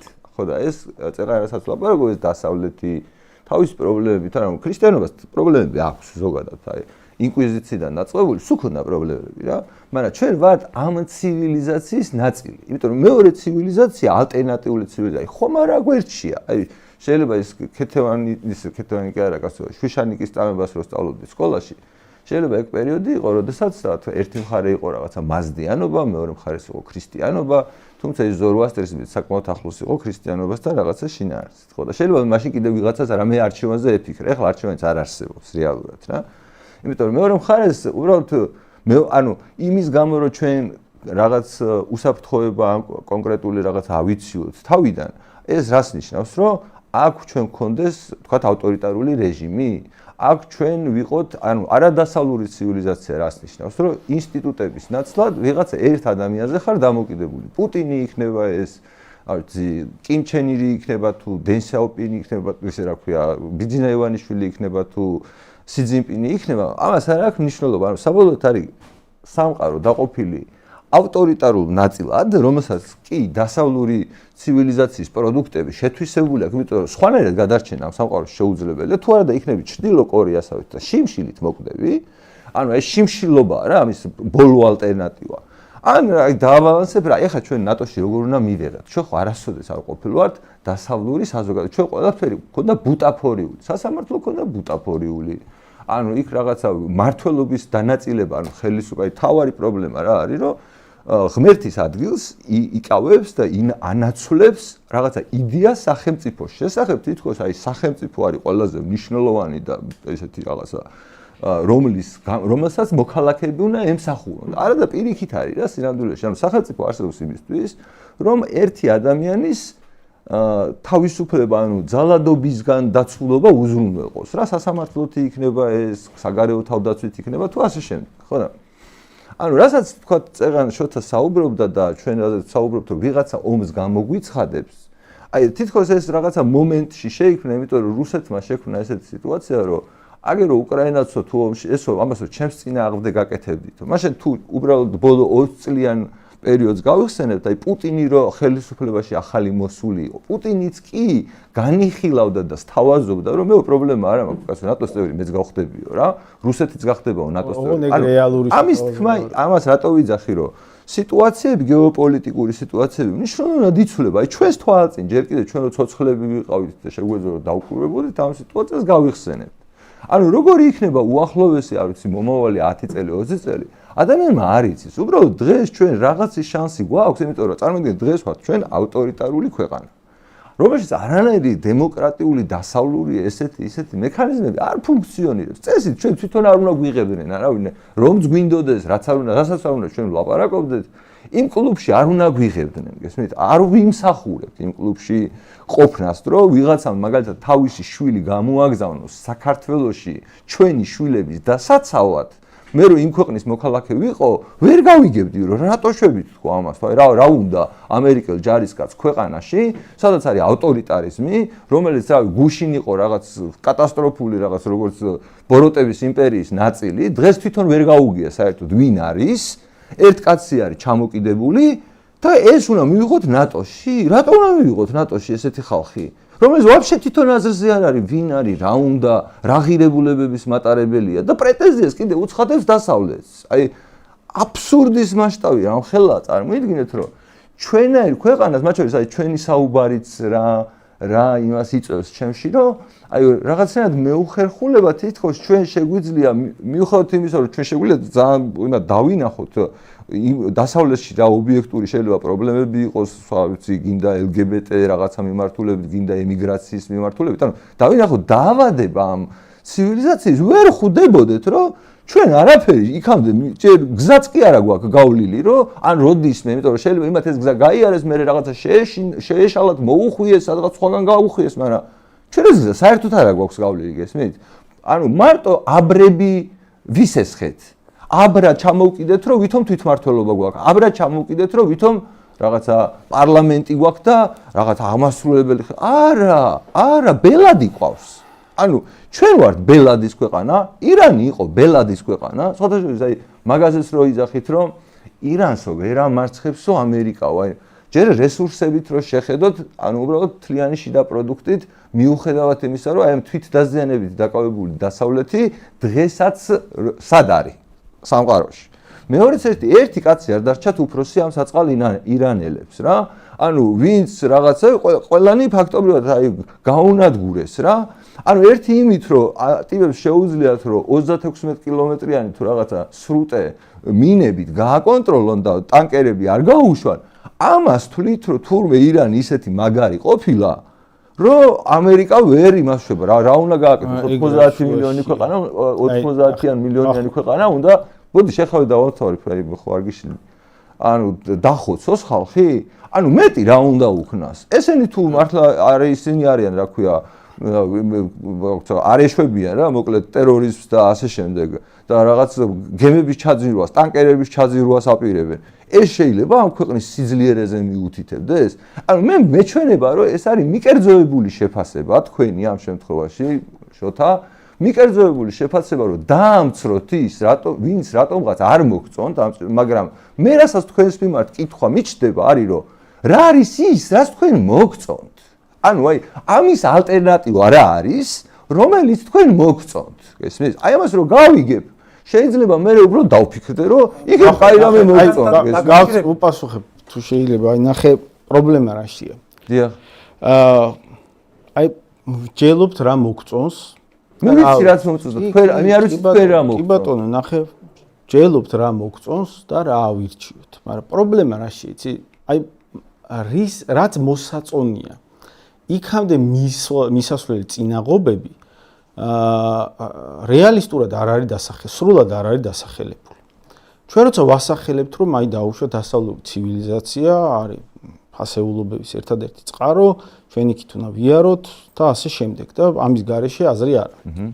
კი ბატონო, დაუშვათ შევთანხმდით. მაგას ხო თავხდებით? დაუშვათ შევთანხმდით ამაზე, ხო? კითხვა და მან კითხოს უნდა გაეცეს კაფეო პასუხი. ამ სვლელობაში თუ იგულისხმება სამხედრო მოკავშირეობა, ამასთან მოყვება თუ არა სამხედრო აგრესია ჩვენ მიმართ. ამას თუ არ ვეუბნებით ამ მომრჩეველს, საზოგადოებას თუ არ ვეუბნებით, ესე იგი არასრულ სურათს უხატავ თან არასრულს იმ მასშტაბში, რომ ამან შეიძლება ქვეყნის დაღუპვა გამოიწვიოს. ამიტომ შეიძლება ხა ადამიანი შეთანხმდეს, კი კაც დასავლური ცივილიზაციაში სადამდე არა. მაგამდე რომ ეხლა ვინმე შევთავაზოთ, რომ არა, აი დაუშვათ მივედით და რაღაცას თავაზობთ. ან თავარი კითხვა ეგ არის, აი დაუშვათ თავაზობთ. რა შეთავაზება არის უსაფრთხო და რა შეთავაზება გულისხმობს ჩვენზე პირდაპირ სამხედრო დარტყმას და შეიძლება სახელმწიფოებრიობის გაქრობას. თუ არ დგას საკითხი ეგრე. ეხლას დგას, შოთა ენწუჩის დგას, ეხლას არავინ არ უშლის, უბრალოდ რომ იგივე გააკეთოს. მაგას ვიძახი. ანუ ეხლაც რომ დგას, კი ეხლას. ეხლანდელთან შედარებით თქვენ ამბობთ, რომ არაფერი განსხვავება არ არის რუსეთის мотиваციაში, თუ აი ხვალ ნატოს წევრი რო ხდებით, მაგაზე რა რეაქცია იქნება? ხო და არ ხდებით იტყუები თქვა, მაგას გეუბნება, არ ხდებით. არც კი არანაირი შანსი არ აქვს რომ გავხდეთ. ხო და რო ხდებოდეთ, დარტყმის საფრთხე დგას თუ არა? კითხვა, ამას რატო გაურბიხარ? არა, რა შუაში, იმიტომ რომ რაღაცა ნატოს წევრობა ჰიპოთეტური როგორ არის ომობენ უკრაინაში პირდაპირ ომი ჰიპოთეტური როგორ არის? ჰიპოთეტური არის ჩვენი ეხლა ნატოს წევრობა. ჩვენი ეხლა ნატოს წევრობა შეიძლება ჰიპოთეტურია უკრაინის ნატოს წევრობა. მეგობარი ტელეფონზე დასარეკი არა გვაქვს რომ ლაპარაკობთ. ტელეფონზე დასარეკი არ გვაქვს ნატოში მივიღებთ. უკრაინის ნატოს წევრობაც ჰიპოთეტური იყო, მსვლელობამ ნატოს მიმართულებით ანუ დაახლოებამ ნატოს ალიანსთან გამოიწვია უკრაინაში ომი. პირდაპირ დეკლარირებული აქვს რუსეთს და დეკლარირებული არა. ეგ რა სუვერენიტეტია? თუ იმას სუვერენულ ქვეყანას 40 მილიონი მოსახლეობით იმის უფლებას კი არა აქვს რომ იფიქროს რომ ნეტა საით წავიდეო. ეგ რა სუვერენიტეტია? მაგის პასუხი უნდა გავარკვიოთ ეხლა ჩვენ. მაგაზე პასუხი ეგ არის რომ ეგ რა სუვერენიტეტია ჩვენ ნატოს თუ ვერ ვირჩევთ მაშინ უნდა ვიომოთ. ეგ არის პასუხი. მე ხო ნატოზე არც კი გელაპარაკე, მე გეუბნები რომ იმისათვის რომ მაგალითად ერთი წამი რასკე ნატოზე ერთი წამი ჩვენ საერთაშორისოს მეზობლებისგან გვემუქრება საფრთხეები, ხო? რომელი მეზობლებისგან? რუსეთისგან. მეზობლისგან ესე იგი. ბატონო, მეზობლისგან გვემუქრება საფრთხე, მიწები გვაქვს წართმეული. მეზობლისგან რო გვემუქრება საფრთხე, ჩვენ არ უნდა ვიყოთ დაკავებული იმითი, რა შემთხვევაში იზრდება საფრთხე და რა შემთხვევაში მცირდება. ამის გარკვევით არ უნდა ვიყოთ დაკავებული. მე ხო მაინტერესებს. ანუ რაზე გვირთავს? ხო ვარ, სტუმარს ხო უფლებებ, ჯაბა. სტუმარს მოდი გავიღიმოთ რა. ეს არის, მოდი ეს სტუმარ, არა, რა ეს სტუმარი კაცო ეს მასმიძალად მივიღეთ თუ და აი მე კითხვა მაქვს ესეთი. აი რა არის ის, რომელიც შენ მოგწონს და ჩვენ საფრთხეებს შეამცირებს? ანუ რა უნდა გავაკეთოთ? ანუ მე გითხარი. იმისთვის აი ერთხანკია ჩამოვაყალიბებ და შოთას რომ გადავცე ასე ვთქვათ ბურთი რა. აი წარმოიდგინე რომ იმის გამო მეთქი რომ ფინეთი უკვე იყო მოწყობილი როგორც დასავლური ცივილიზაციის ნაწილი, უბრალოდ ნატოს წევრი არ იყო. რაშია საფრთხე შეგიძლია მაგრამ დავამოწმე და შვედეთი გახდა ბოლოს. ნახე შენ რადგან მისვავ კითხვას, შენ მაგ კითხვაში უნდა იყოს შემდეგ. ოღონდ მაგ კითხვაში აუცილებლად ის კომპონენტი უნდა იყოს. საფრთხე რაშია? კითხვას ჩამოყალიბებ. აი მაგალითად ის რომ თავისი ცხოვრების წესით მეთქი, შიდა ორგანიზაციით, ეს ქვეყანა იყო დასავლური, არავის ეჭვი არ ეპარებოდა, კითხვა არ ჩდებოდა, რომ დასავლეთის ნაწილია. როცა მან ნატოში შესვლა მოინდომა, მომენტალურად მიიღეს. ანუ მომენტალურად არაფერი განსაკუთრებული პროცედურები არ აქვს, ჩვენ რომ მაპიო, რაღაცა გიჟობები რო იყო, ხო გახსოვს? ეს არაფერი არ დაჭირებია, პირდაპირ როგორც მიიღეს, იმიტომ ჩვენიანიაო. ესეთი განცდა არსებობდა, რომ ფინეთი ჩვენიანიაო რა. ხო და ჩვენ შემთხვევაში ახლოს არა ვართ მეთქი ფინეთთან. მე ვიზახი რომ მოდი დავიწყოთ მოძრაობა, რომ ჩვენ როგორც ქვეყანა რაღაცნაირად აი ჩვენი შიდა წესრიგით დავემსგავსოთ არა ბუტაფორიულად, არამედ ნახდათ დავემსგავსოთ დასავლური ღირებულებების მქონე ქვეყანა საზოგადოებას და მე მეთქი რა სიტუაციაც იქნება, ანუ რა საგარეო სიტუაციაც იქნება, როგორი გეოპოლიტიკური ვითარებაც იქნება. მომავალში ეხლა იმისაზე ლაპარაკი, რომ ეხლა შევიდეთ თუ არ შევიდეთ, როდესაც ვართ ავტორიტარული საზოგადოება, რომელსაც არაცარანაირი ინსტიტუტი არ აქვს, ნატოში უბრალოდ ჩვენ შესვლაზე ლაპარაკი ზედმეტია. ანუ ჩვენ არ შეგვიძლია ეს სერიოზულად დავუყენოთ თუნდაც ჩვენს ამორჩეულს, რომ ხალხო, მოდი ჩვენ ამას გთავაზობთო. ვერც ჩვენ, ვერც თქვენ ამას სერიოზულად ჩვენ ამორჩეულს ვერ ვეტყვით. ამიტომ თქვენს არ გაქვთ უფლება რომ შეაშინოთ, მე არ მაქვს უფლება რომ მოვატყუო, რომ ეხლა ეს შესაძლებელია მეთქი რა. ხო და მე მაინტერესებს შოთა, რომ რა არის ის უკეთესი გზა, რომელსაც შენ აი როგორც ალტერნატივად ისე ამბობ, რომ აი ჩვენ რა უნდა გავაკეთოთ. აი არ მივდივართ ნატოში, არც ჩემი ვერსიით, არც შენი ვერსიით, იმიტომ რომ მაგის შანსი არ არსებობს, მაგრამ სინამდვილეში ჩვენი საგარეო პოლიტიკა როგორი უნდა იყოს? რუსეთს უნდა ვეძმაკაცოთ, არ ვიცი, ბელორუსიას ერთხელ ზურა მითხრა რომ ბელორუსიასო კაი პოლიტიკა აქვს, ეგეთი გვინდა და კიდე მაგ ჭკუაზე ვართ. თუ რა ვიცი, სასონხეთი გვინდა როგორც რუსეთთან იყოს ზმაკაცობაში და მე გადააგდეს. თუ რა გვინდა საერთოდ? პრობლემა მდგომარეობს იმაში, რომ ჩვენი ვითარება იმდენად რთულია, რომ ოპტიმისტური ვერსიის ჩამოყალიბება თლად სამართლიანი არ იქნება. და რას ეუბნები შენ ამორჩეულს? ხო და არა დგას საკითხი ესეც, ჩვენ ახლა გვინდა რომ რას ეუბნები შენ ამორჩეულს? მოწესიათ მოდი რაღაცა იმას ავსტრალიის ალიანსში გავწევრიანდეთ. შენ სამხრეთ კორეა ხო არ გირჩევნი, მე სამხრეთ კორეის გზას უფრო ისა მოსაწონად მივიჩნე. ასე არის. ეგ არის დასავლური გზა. ეგ არის. კი ბატონო, ნახეთ როგორ დგას საკითხი. საკითხი დგას ისე რომ თუ გინდა ფინეთის კოპირება მოვახდინოთ, მაგაში არავინ პრობლემას არ შექმნის, ფასეულობების დონეზე, საზოგადოების მოწყობის, სამართლის დონეზე პირიქით გაუხარდებათ. ჩვენ აქ ახლა ჩვენ სამეზობლოდან ყველასთან რუსეთის ჩათვლით სიამოვნებით მიიღებს ინსტიტუციურად ცნობიერებით საზოგადოების დონეზე, არც ფინეთის, ჰოლანდიის მაგ ტიპის საზოგადოება რომ მოვაწყოთ, იმიტომ რომ არაფრის თავი არ ექნება მას საზოგადოებას, თავის თავს თვითონ დაშლის ისი რუსეთის ინტერვენციის შემთხვევაში ერთი დღე გაძლება არ შეიძლება. ამიტომ მაგ ნაწილში ახლა ვინმე რამეს გაგვიპრობლემებს და რაღაცა ეს რას აშენებენ ქართველები თავს ისუსტებენ, მაგ ნაწილში პრობლემა დიდად არავის არ ექნება. უბრალოდ საერთაშორისო არჩევანის დონეზე უნდა გვესმოდეს, რომ ჩვენი ვითარება არის ძალიან რთული და დამოკიდებულია ჩვენ სამეზობლოში მიმდინარე გეოპოლიტიკურ მოვლენებზე. პირდაპირ ვთქვათ, უკრაინაში როდის დამთავრდება ომი, მაგაზეა დიდწილად დამოკიდებული. დამთავრდება სავარაუდოდ იმ ფორმით, რომ ჩვენაირი ქვეყნისთვის ოპტიმისტური მდგომარეობა არ იქნება. და შემდეგ წაგვიყენებენ პირობებს, რომლებიც არ იქნება ოპტიმისტური. აი მოგვიტრიალდებიან კონკრეტულად რას გულის, ხო? მოგვიტრიალდებიან და გვეტყვიან, აი მაგალითად არ ვიცი, გირჩები, რაღაცა სხვა პოლიტიკური პარტიები, მაგალითად ჩერგოლეიშვილი, რაღაცა ბოკერია, გვარამია, ეს ხალხი, ვინც დასავლურ გზას ემხრობოდა, აი ეგ ხედვა კიდე აქტუალურია სამხედრო პოლიტიკურ ალიანსში ინტეგრაციასთან დაკავშირებით თუ გადაიფიქრეთ და თან ფასს გადაგვახდევინებენ კიდე რაზე იცი? მანამდე რომ აქ ხედვას აქტიურად გენერირებას უხდენდა. სხვა რა ხედვა? ანუ რა შენ რა ხედვა? აი როგორ რაღაცა იცი? შენ რა გინდა? გეტყვი კაცო, მე მინდა რომ ვერავინ ვერ მოგვადგეს მასე. როგორ შვები? ხო და ვერავინ რომ ვერ მოგვადგეს მასე. მე რა მინდა იცი? მე მინდა რომ იქით მივადგე. ვისთანაც შესაძლებელია და იქით მოვთხოვ პასუხი. ოღონდ ობიექტურად კონკრეტულად ერთი წამი მაგალითად რუსეთს მივადგე დამდგმე ჩემი ტერიტორიები. ეგ რომ შემეძლოს როგორ ნამხვიდე მაგათ? მე რა მინდა? მაგით არ წყდება, რა იქნება? მაგის ახსნას ვცდილობ. რა იქნება? ეგ სხვა მოცემულობაა და ჩვენ შეიძლება რაღაცა ოპტიმისტური ვერსიები რა გვინდა, რისი სურვილი გვაქვს, რისი ოცნებები გვაქვს. ეგ შეიძლება დავხატოთ და მაგაზე გავთავაზოთ ვაწარმოოთ. მაგრამ რეალისტი ვარო და რა არის რეალისტობა რაში მდგომარეობს? რა მოგვადგებიან? ჩემი რეალისტობა მდგომარეობს რაც მოხდება მაგის პროგნოზირებაში. მოგვადგებიან მასე? მოგვადგებიან რას ნიშნავს? აი მოგვადგებიან რა? ტანკით მოვლენ თუ რას მოგვადგებიან რას? უკრაინას როგორ მიადგენ?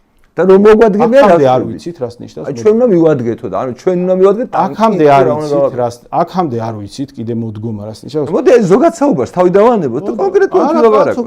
ყველაზე კონკრეტული ნათქვამია მე რასაც ვიძახი. აბა თქვენ ლაპარაკობთ რაღაც გაურკვეველ ფასეულობების ფორმირებაზე. რა ფასეულობების მე ვიტყვი რომ კანონების შემცვალო და მან ვერაფერს ვერ ვიზახ.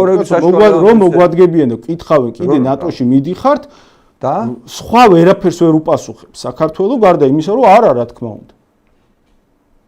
რა თქმა უნდა არა და თუ ვეტყვით მივდივართ პასუხად რამე რთული ნაბიჯი კი არა აქვს იმათ. ბუნკერიც არა გვაქვს ერთი რომ თავრობა დაიმავს განსხვავებით ირანისგან. მით უმეტეს არ აყვავს თავრობა რომელიც ერთის განადგურების შემდეგ მეორე ჩაანაცვლებს და მეორეს განადგურების შემდეგ მესამე ჩაანაცვლებს კი ეგ ძალაა რა თქმა უნდა.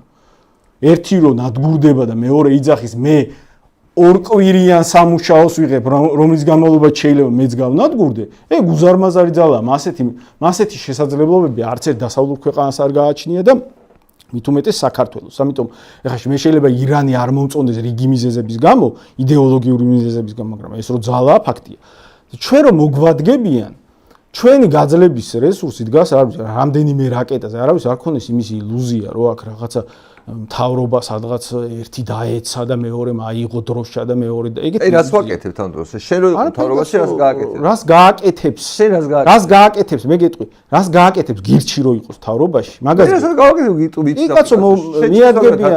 იმიტომ რომ ყველა ვინც იქნება მთავრობაში ავხსნი მაგას მე ჩვენ რა განსხვავება გვაქვს, ჩვენ რა განსხვავებული ხედვა გვაქვს. ყველა ჩვენ გარდა მოსვლის შემთხვევაში, აი ნატოში აღარ მიდიხართო 2008 წელს აი ბოკერია არ ვიცი, მაგრამ რომელიღაცა მაგათი თანამდებობის მაღალჩინოსნები რო რუს გენერლები მოლაპარაკებას კი მძღოლება დატარებდნენ, აი ეხლა რო ლაპარაკობენ იმაზე, რა ქვია, ომის რიფით რო ლაპარაკობენ, ჩვეულებრივად მაღალჩინოსნები მიშას თავრობის მძღოლება დაჯდნენ რუს გენერლებს, ხო, ლაპარაკი მოუწიეთ. და მოუწევს ნებისმიერ მთავრობას ლაპარაკი და რა თქმა უნდა სამწუხარო მდგომარეობა, მაგრამ ძალთა ბალანსი იქნება ისეთი, რომ სხვა შანსი იმისა, რომ არა ნატოში აღარ მივდივართ, ამის თქმის გარდა სხვა შანსი აღარ გვექნება. მე რატო ვლაპარაკობ წინასწარ ამაზე? კი არ მიხარია ეგ მდგომარეობა რო გვაქვს, რომ ვინმე რომ მოგვადგეს რაღაცა მათი მოთხოვნების დაყოლა უწევს ქვეყანას. არა, კაცო, ნეტა შეგვეძლოს, ნეტა ნატოს შეეძლოს ჩვენი ტერიტორიული მთლიანობის აღდგენა. მაშინ მინდა ეგეთ ნატოში. ნეტა შეეძლოს, თუ შეუძლია ჩემი ტერიტორიული მთლიანობის აღდგენა, რაც მე ჩემ ტერიტორიულ მთლიანობას და სუვერენიტეტს გაამტკიცებს, გამოვიყენებდი. მაგრამ ახლა ობიექტური მოცემულობა არის შემდეგი. ანუ მოგწონს იდეა. ერთი წამი მე მომწონს ჩემი ტერიტორიული მთლიანობის და სუვერენიტეტის აღდგენა, რაც ამაში დამეხმარება, მე ამას გამოვიყენებდი, მაგრამ არ მომწონს მოცემულობა, სადაც ვიღაცები ქმნიან წარმოდგენას, რომ ეს შესაძლებელია, როცა ეს სუიციდური საფრთხეა. ახლა განსხვავება რა არის ჩვენსა და თქვენ რას იზავდით? ჩვენ შემთხვევაში აქედანვე დეკლარირებულად გასაგები უნდა იყოს და რა ვიცი, ყველა ამას უნდა ლაპარაკობდეს, არა კაცო, ეგ შეუძლებელია. და მასეთ სუიციდურ გეგმებს საერთოდ არც უნდა უსახავდეთ საზოგადოებას, ოღონდ პარალელურად საზოგადოება საკუთარ ბრძოლისუნარიანობის ამაღლებაზე უნდა ზრუნავდეს.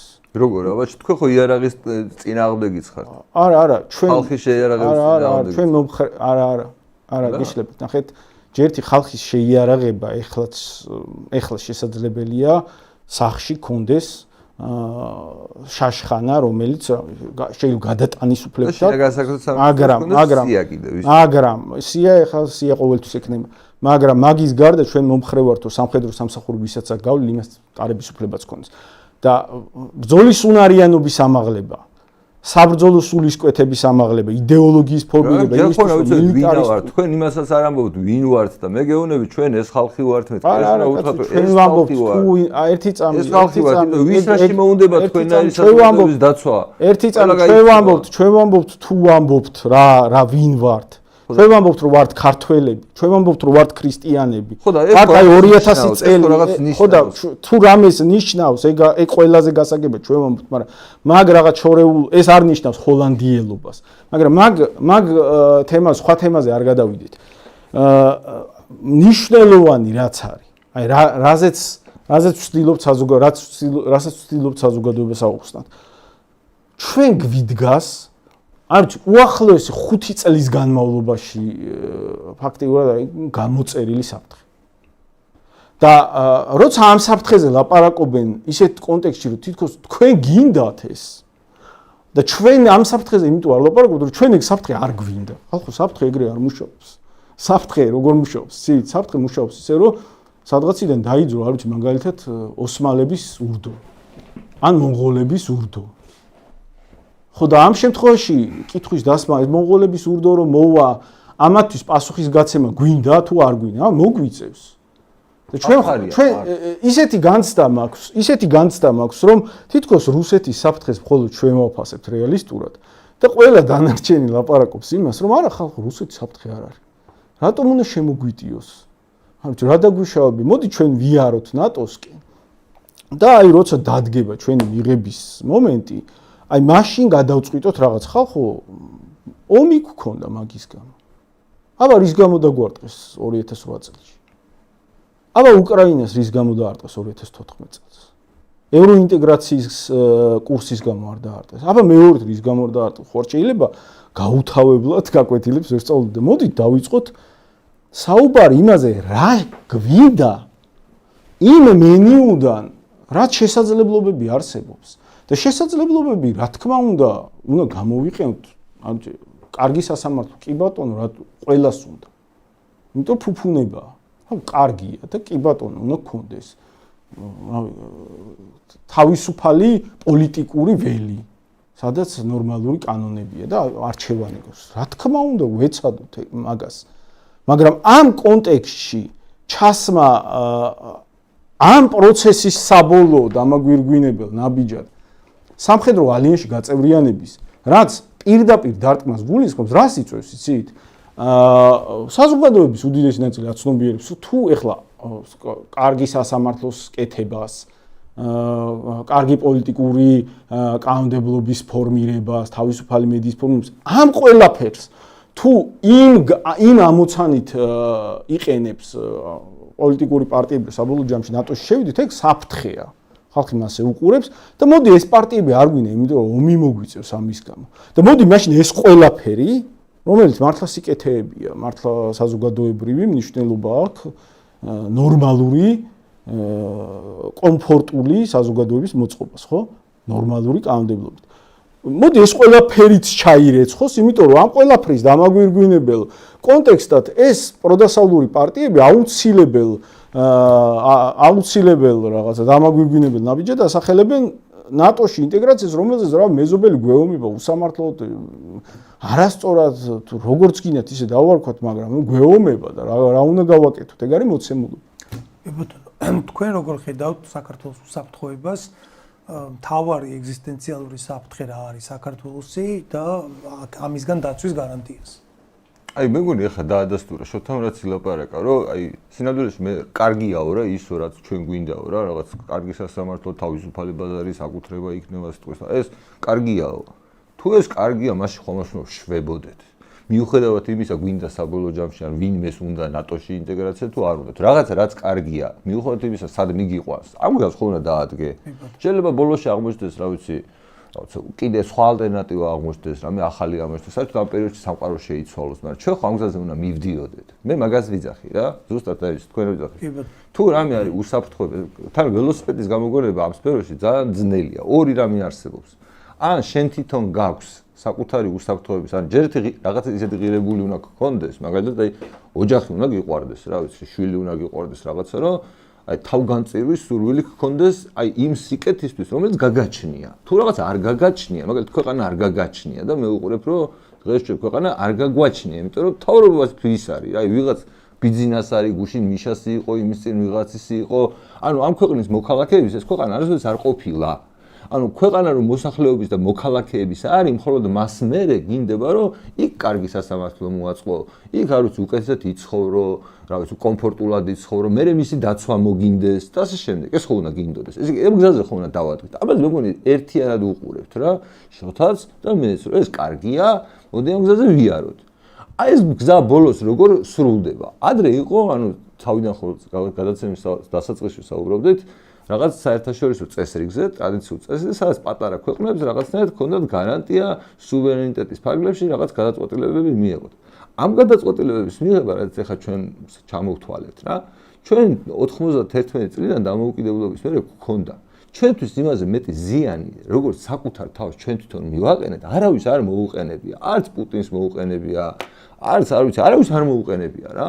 ჩვენ აი საკუთარ თავს აი ის უქენით რა ქვია, აი ჯერ ფეხში ჩავირტყით, მე რაღაც ხელები გავიკოჭეთ, ისე ვქენით, ესე ვქენით, რომ რამე სწორი არ გაგვეკეთებინა შემთხვევით. შეიძლება ეს აი ბიბლიური 40 წელს ხშირად ვადარებ ხოლმე, მაგის ამბავი იყოს, რომ მონობაში რო ცხოვრობდი, მე უბრალოდ სანამ ახალი თაობა ამ თავისუფალ ქვეყანაში არ გაჩნდება, უბრალოდ არ იცი საერთოდ რა უნდა რა. და ხო და მე ესე ვუყურებ, რომ აი მაგაზე კამათი რომ როდესაც ეხა რუსეთის გვეშინია რა, ანუ რა ვიცი, რუსეთს მაგალითად, მაგრამ პრობლემა რაში მდგომარეობს, რომ რასაც ეხა შოთა ამბობს, აი სინამდვილეში ყველაზე დაუცველ მდგომარეობაში ეხლა ვართ. რატო ვართ? იმიტომ რომ ზუსტად ვიცი რა, იმის გამოც რომ სამხედრო ამბავი მაინტერესებდა და ზოგადად საინტერესო იყო ჩვენი პარლამენტში ყოფნის პერიოდში 9 თვე თავდაცვის კოდექსს ვიღებდით და ვიცი რომ უარი გვაქვს ნათქვამი თავდაცვაზე. აი ოფიციალურად უარი ვინც წაიკითხავს ზუსტად ვიცი რომ ჩვენ არ ვაპირებთ. აი ვინც არ უნდა სომხეთმა შემოგვიტიოს ყველაზე სუსტმა მეზობელმა თავს ვერ დავიცავთ რა. ვიღაცა გმირები თუ გამოჩნდებიან რატოღაც რომლებიც სწავლენ აი თუმცა ტექნოლოგიურად, იმიტომ რომ ეხლა დღეს ყველა უყურებს ომს, ხედავს როგორი დრონების ტექნოლოგია ვითარდება, თანამედროვე ტექნოლოგიები ვითარდება და ჩვენ ჭურში ვზივართ. არაფერს არ ვაკეთებთ, რაღაცა ჯარისკაცები მიყავს ვითომ იმაში რა ქვია, გასაწუთნელად რა, აი აბსურდის რაღაც აი როგორც ყველაფერი ბუტაფორია, აი ესეთი თავდაცვით ბუტაფორია გვაქვს რა. ხო და ნერვიულობთ რაზე რომ შემთხვევით რომელიმე პოლიტიკურმა ძალამ თავისი სურვილი არ გამოაცხადოსო რა. და მე რამდენი გვაქვს დრო არ ვიცი, აი საათზე მეტია საუბრობ. შეზღუდული არა ვარ. ხო, საუბრობთ, მაგრამ მე რა ვერ გავიგე ისე გულწრფელად, თუ აქედან წავიდე ისე რომ გრამე გავიგო მაინც რა რომ. კაი, ნატოში გვინდაო, თქვათ ირაკლის ეშინია, შოთას ეშინია მაგის თქმის, მაგრამ რაღაცა გვინდაო ხოლმე თქვათ. ის რა არის, რაც გვინდაო, რასაც გვინდა. მე ვიძახი რომ მე ზოგადად მინდა რომ აი რაღაცნაირად პრიორიტეტი იყოს სიმართლე, ამას ვაკეთებდეთ ერთმანეთის სიყვარულით, აი რომ პატრიარქმა თავის იმაში ეპისტოლეში როგორც თქვა. არა, არ ვთანხმდებით, იმიტომ რომ აი გუშინ დებატებზე ვიყავით, კაცო და რადიკალურად განსხვავებული პოზიცია გქონდა მაგალითად მე და ზურას. აი იმაზე შრომის ემიგრანტების რაღაცაზე რა ქვია მაგას შრომით მიგრაციაზე რა. ანუ მე მაქვს პოზიცია რომ ჩვენ თავისუფალი ბაზარი გვინდა და მოკლედ თავისუფალი ბაზრის პირობებში ადამიანს შრომა რომელიც ბიბლიურად სიკეთეა და შრომის უფლება თუ რამის ნიშნავს რომ ადამიანს შრომა არ უნდა აუკრძალო. შრომის უფლება, აი მაგაზეც კი ვერ თანხმდებით, აი ელემენტალურ ღირებულებებზეც არა გვაქვს ნალაპარაკები. აი სინამდვილეში აი თქვენს მაგალითად კიდე თქვენს გვერდზე უნდა იჯდეს მღვდელი რომელიც მორალურ შეფასებებს მიცემდა რა არის სწორი და არასწორი. ზოგადად აი რაღაცაზე რომ ვსჯალობენ თქვა პოლიტიკოსები ან საერო ტიპები რა, ვიღაცა უნდა არსებობდეს რომელიც აი მორალური კუთხიდან შეხედავს ამა თუ იმ საკითხს. ხო და მე ვკითხულობ რა, ანუ აი ამ ჩვენი საათ 15 წუთიანი საუბრის მერე ვფიქრობ რომ აი მე ხომ მინდა რომ აქედან ისე წავიდე რომ ვიცოდე რომ ნეტა შოთას რა უნდა იქნება მეც მომწონს ის რაც შოთას უნდა რა. გავიგე რომ ეშინია ოკეი, მეც მეშინია, იმიტომ რომ მეც ზუსტად ისე ვიცი რომ თავდაცვის არანაირი საშუალება არ აქვს და ის რო არ მოეწონა რომ მეგობრებიც არ ყავს რომ ვინმეს დავურეკოთ. აი შეიძლება ძალიან არ მოგწონდეს მიშას პერიოდი და რა ვიცი 1000 რაღაც, მაგრამ აი 2008 წელს ვიღაცა ტიპები რო აქ ჩამოვიდნენ, იქ რაღაცა ქუჩაში დადგნენ ვიღაც პრეზიდენტები, იქ წყალი შემოიტანეს რომ ამერიკელებმა, მაგრამ ხო შემოვიდა ეს კრეისერი, რაღაცა კრეისერი შემოვიდა. ანუ მაშინ ესე იგი ვიღაცას დარეკვის საშუალება მაინც ქონდა და დღეს კოცები, აი ჩვენი დღევანდელი ხელისუფლება საჯაროდ აცხადებს დაუფარავად რომ ვერავის ვერ დაურეკავს და თითქოს ეს კარგი ამბავია რა. და მე კითხვა მაქვს რომ კი ბატონო კაცო გავიგე, აი თქვენ რა გინდათ? აი თქვენ რომლებსაც გეშინიათ ნატოს თქმის. კი ბატონო მესმის რომ რუსეთი ძალიან ძლიერია, აგრესიულია, არაფერს არ ცნობს, შეიძლება საერთოდ სხვა მოტივი აქვს, მაგრამ საშიშია რა. თქვენ რა გზა გაქვს? მე ჩემი გზა გითხარით რომ მე მინდა ჯერ წესიერად ვიცხოვრო და სადაც მიგვიყვანს ეს წესიერი ცხოვრება იმ მომენტში როცა იმ გადაწყვეტილების მიღების დრო დადგება, მაშინ მივიღოთ გადაწყვეტილება. თქვენ რა გინდათ? ჩვენ ამხდებით რომ კარგი სასამართლო გვინდა, არ გვინდა ფეოდალები. ფეოდალები არ გვინდა, მაგალითად თავარი პრობლემა ქრისტიანობის რა არის, იცი? თავარი პრობლემა არის დიდი ძალაუფლების კონცენტრაცია ვიღაც ანუ ღმერთის ნაცვლად ვიღაც ადამიანისთვის, აი კერპია რა, ანუ აი შეიძლება რომ ადამიანისთვის იყოს ფული ღმერთის ადგილას, რომ აი მეტი რესურსი ქონდეს ვიღაცისთვის არის ძალაუფლება. ხო და ეს ძალაუფლება ზოგადად არის ერთ-ერთი ყველაზე სერიოზული ანტიდასავლური ღირებულება, რომ ვიღაცას აქვს უზარმაზარი ძალაუფლება. ჩვენს ქვეყანაში, რუსეთში ორივეგან არის ერთი და იგივე სიტუაცია. ვიღაც ადამიანს და არა საზოგადოებას ან რაღაც ინსტიტუტებს შორის კი არ არის დანაწილებული ეს ძალაუფლება. ერთ კაცს აქვს ძალაუფლება. ანუ ჩვენ რუსეთი ვართ, ეხლა თავის შინაარსობრივ. აი მაგაზე ეგ არის ნახეთ მნიშვნელოვანი პრობლემაა და მაგ პრობლემის არსიც ამ ჩვენი საქართველოს კონტექსტში მაგ პრობლემის არსიც უნდა გავიგოთ ეგ არის მნიშვნელოვანი. ნუ ჯერეთ მიშამ დარეკაო და მიშას დარეკილზე ოღონდ დამატებითი ტერიტორიები დავკარგეთ და მაგის მერე რა ვიცი, ნუ აღარ ყოფილა ომი, ხო? შრალი ფაქტებია. აი უფრო დაცული და დასარეკი როცა ქონდა დამატებითი ტერიტორიები დაუკარგეთ და მე რადგან ნაკლებად მოდი დავრეკოთ და დასარეკი გქონდეს და ვიღაცეების ხარჯზე დაძაბვა შეგვეძლოს დასარეკი გვეიმედება. არავის არ დაუწევს განები ამის შესწავლი. აი პროსტა გეკითხე, შენ რა გინდა? ერთი წამი ჩამოვაყალიბე დაძაბვა დაღიქვამს მეორე მხარე სამწუხაროდ დეკლარირებული აქვს ეგ რომ შენ მაგ რეჟიმში თუ ხარ ვიღაცასთან რო რაღაცა სამხედრო ალიანსის კონტურები იკვეთება გირტყავ. ამიტომ ის დასარეკი ქონდა ბჭყალებში სამხედრო ალიანსის კონტურების უფრო საფრთხე აღმოჩნდა ვიდრე ჩვენ შემთხვევაში. ვიდრე ეხლანდელი ჩვენი ვერსია რაც არის და ეხლანდელი მიდგომა რაც არის, ხო? რა არის ეხლანდელი? რა არის და ნაკლები აქცენტი გავაკეთოთ რაღაცა მტრული გამაღიზიანებელი დაძაბვის მიმართულებით ნაბიჯების გადადგმას. ეხლა რა პრობლემაა იმაში, რომ აქ ზედმეტი ძალაუფლების კონცენტრაცია მოახერხა ოცნების ხელისუფლებამ. საიდან მომდინარეობს ეგ? საკითხი დგება ოცნების მხარე ახერხებს და ახერხებს რეალურად საფუძვლიანად. საკითხის ისე დაყენება, რომ ნუ აი ნატოსკენ თუ მიდიხარ, საფრთხე გვემუქრება. ყველა ის პარტიები, რომლებიც რაღაც მათ შორის მნიშვნელოვან თემებზეც ლაპარაკობენ, კორუფციის წინააღმდეგ შეიძლება საუბრობდნენ იმაზე, რომ ნატომ არ არის გამართული არჩევნები. შეიძლება ვიღაცა არასწორად ამბობდეს, მაგრამ თვითონ შინაარსი იმისა, რომ გამართული არჩევნები უნდა იყოს, სწორია. რატომ არ არის რაღაც ეს კანონები გიჟური რატომ მიიღეს ამ ტროტუარზე დგომა რო არ შეიძლება და ასე ხელისუფლების გინება რო აიღწალა და ასე შემდეგ და ეგ ყველა სჭირდება რა თქმა უნდა ეგ საყოველთაო მაგას რა თუ უნდა მსჯელობა რომ უფრო კომფორტულია მოცემულობა სადაც დეპუტატის არჩევა მართლა შეგიძლია ხო საყოველთაო სიკეთეა მაგრამ როცა საკითხი ესე დგება რომ აი ამ კონტექსტის მიბმა ხდება ნატოში ინტეგრაციასთან საზოგადოების უდიდესი ნაწილი ხდება რომ საფრთხეა რა თქმა უნდა. რა თქმა უნდა ეს პარტიები რომლებიც პარალელურად ერთ კონტექსტში აერთიანებენ ნორმალური სახელმწიფოს ფორმირებას და ნატოში ინტეგრაციას ერთ პაკეტში კრავენ და გვიცხადებენ რომ ჩვენ თუ დასავლეთში რაღაც ნატოს და ევროკავშირის გზით არ ვიარეთ.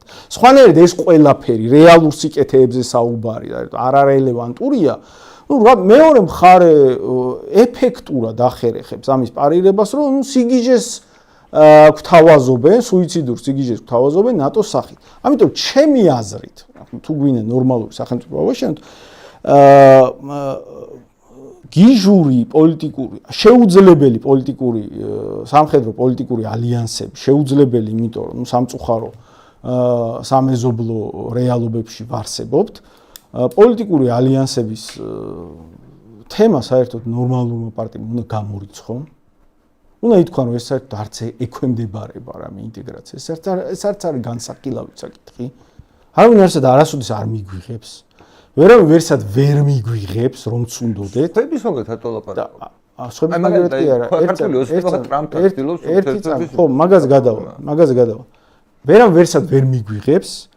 და რეალურ სიკეთეებზე სახელმწიფოებრივი მოწყობის უნდა მიდიოდეს საუბარი ამ კონტექსტიდან განცალკევებით. სხვანაირად იმ საზოგადოების იმ ნაწილს, რომელიც სამართლიანად კრიტიკულად არის განწყობილი ნატოში ინტეგრაციის საფრთხეებთან დაკავშირებით, იმ ხალხამდე იმდენად ვერ მიიტანს პარტიების ეს რაღაც ოპოზიციური ძალების, ვინც არ უნდა იყოს ეხლანდელი თუ მომავალი ხვალ გაჩნდეს. ოპოზიციური ძალების რაღაცა შემადგენლობა საკუთარ ხმას, რომ ამ საჭირო ცვლილებების დაბლოკვა ყოველთვის მოხერხდება მართლა არსებული ომის საფრთხეებზე მითითებით.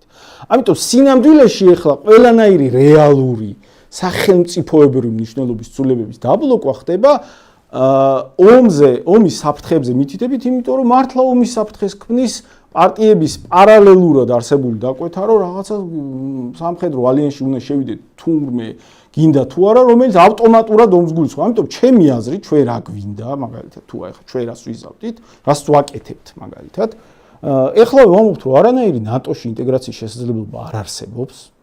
არც არავინ ევროკავშირში ჩვენ არ მიგვიღებს და ვერ მიგვიღებს. ჩვენი გეოგრაფიული მდებარეობა ამას არ ითვალისწინებს. ეს მცდელობები საერთოდ გამოსარიცხია როგორც რაღაც არარეალისტური და ბავშვური სცენარები და სახელმწიფოებრივი მართლა აუცილებელი საკითხები კორუფციასთან ბრძოლა, ნორმალური სასამართლოს შენება, ნორმალური მედიის შენება, დემოკრატიული არჩევნების დღის წესრიგის ფორმირება, ამ ყველაფერზე მუშაობა და საუბარი პოლიტიკური პარტიების მხრიდან უნდა მიდიოდეს ცალსახად განცალკევებით გიჟური რაღაცა სამხედრო ალიანსების ინტეგრაციის იდეებისგან და მხოლოდ ასეთი პოლიტიკური სპექტრის გაჩენის შემთხვევაში შესაძლებელი იქნება ოცნებაზე ეფექტურად მიწოლა არსებულ ხელისუფლებაზე ეფექტურად მიწოლა, რომ გიჟური კანონები ტროტუარზე დგომის აკრძალვისა, ოცნების დეპუტატის გინების აკრძალვისა გაიტანეთ უკან, იმიტომ რომ სამართლიანად ითხოვს ამას ხალხი, რომელიც პარალელურად არ ითხოვს რაღაცა სუიციდურ სამხედრო ალიანსებში გაწევრიანებას, რომელიც ავტომატურად ითვალისწინებს ომს და მთელი პრობლემა, რითიც ძევლად ყავს საზოგადოება აყვანილი ოცნებას და მასთან ალიანსში მყოფ რაღაც კოლექტიურ პროდასავლურ რაღაცა ფარულ ირიბ ალიანსში მყოფ კოლექტიურ ფლანგს მაგაში მდგომარეობს რომ ის ფლანგი ინტენსიურად საუბრობს სუიციდურ საერთაშორისო პოლიტიკის ფორმირებაზე რომელზეც მოსახსოვადობის უდიდესი ნაწილი ხდება კი ბატონო ვეთანხმები ამათ გამოთქმულ ას რომ რავი რაღაცა დემოკრატიული არჩევნები უნდა გქონდეს, მეც მინდა. მაგრამ ამათ თუ მოიგეს, ომი თუ ხდება, იმიტომ რომ მეორე დღესვე აქტიურ, ინტენსიურ საუბარს იწყებენ იგივეს გამეორების, რაც უკრაინაში ხდება, მაშინ ნუ არ მაწყობს, მოდი არადემოკრატიულ ქვეყანაში ვიცხოვრობ, ოღონდ მშვიდობიან ქვეყანაში. ამიტომ ჩვენ რა გვინდა კი არა, ჩვენ მაგას საუბრობთ ყოველდღიურად სისულელეზე და სიგიჟეზე ნატოს სახით, რომელიც არავინ არ მიგვიღებს.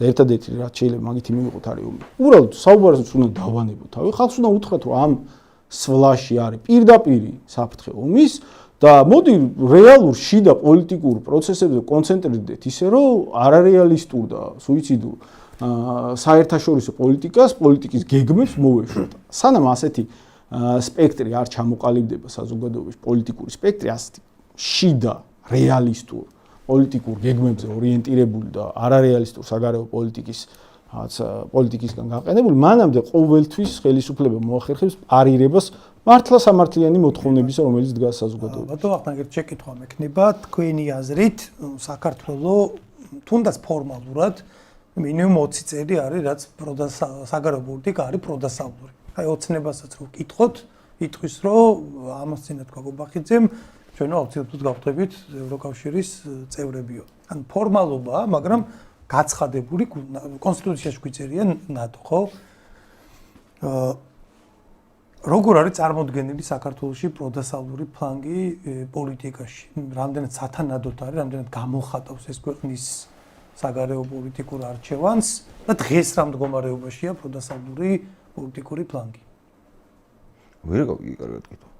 ანუ საქართველოს პროდასავლურ ან ვის გულისხმობთ ან პოლიტიკური პარტიები, რომლებიც გამოხატავენ ქვეყნის ევროატლანტიკურ ორიენტაციას. საერთოდ თუ არსებობენ და თუ არსებობენ, რამდენად სათანადოდ არიან წარმოდგენილი. მე მართალი გითხრა, რაც ეხლა წეგან შოთას ვკითხე და მიპასუხა, ანუ როგორ წარმომიდგენიაო რა. მოდი მაგაზე ვიტყვი, რომ იმ ნაწილში მომეწონა, რომელი ნაწილიც გულისხმობს იმას, რომ ნეტა აი ჩვენ აი რასაც ამბობდა რომ სწორი რა არის აქ რა ვიცი გამოხატვის თავისუფლების თვალსაზრისით არჩევნების თან დაკავშირებით ასე შემდეგ ნეტა მაგაზე იმართებოდეს ცალკე იმის ევროკავშირის და ნატოსთან და საერთაშორისო ურთიერთობების მიღმა საუბარი შიდა ანუ მაგას აი ორი ხელით მივესალმები ძალიან მომწონს კარგი იქნებოდა რომ ესეთი პოლიტიკური პროცესი შემდგარიყო უბრალოდ მე ისე ამჯერა იცი რომ მე იმისე ამჯერა რომ აი ის თქვენ რომ დაასახელეთ ვითომ რომ პროდასავლური ფლანგია. საერთოდ არ მგონია ხალხი პროდასავლური. ანუ უბრალოდ ერთია რომ ვიღაცა იძახის რომ მე ვარ პროდასავლურიო და რაღაცა მინდაო რა და მეორეა რას აკეთებს მათ შორის, იმიტომ რომ თუ რამე არის ამ თქვენ ხო ხარ?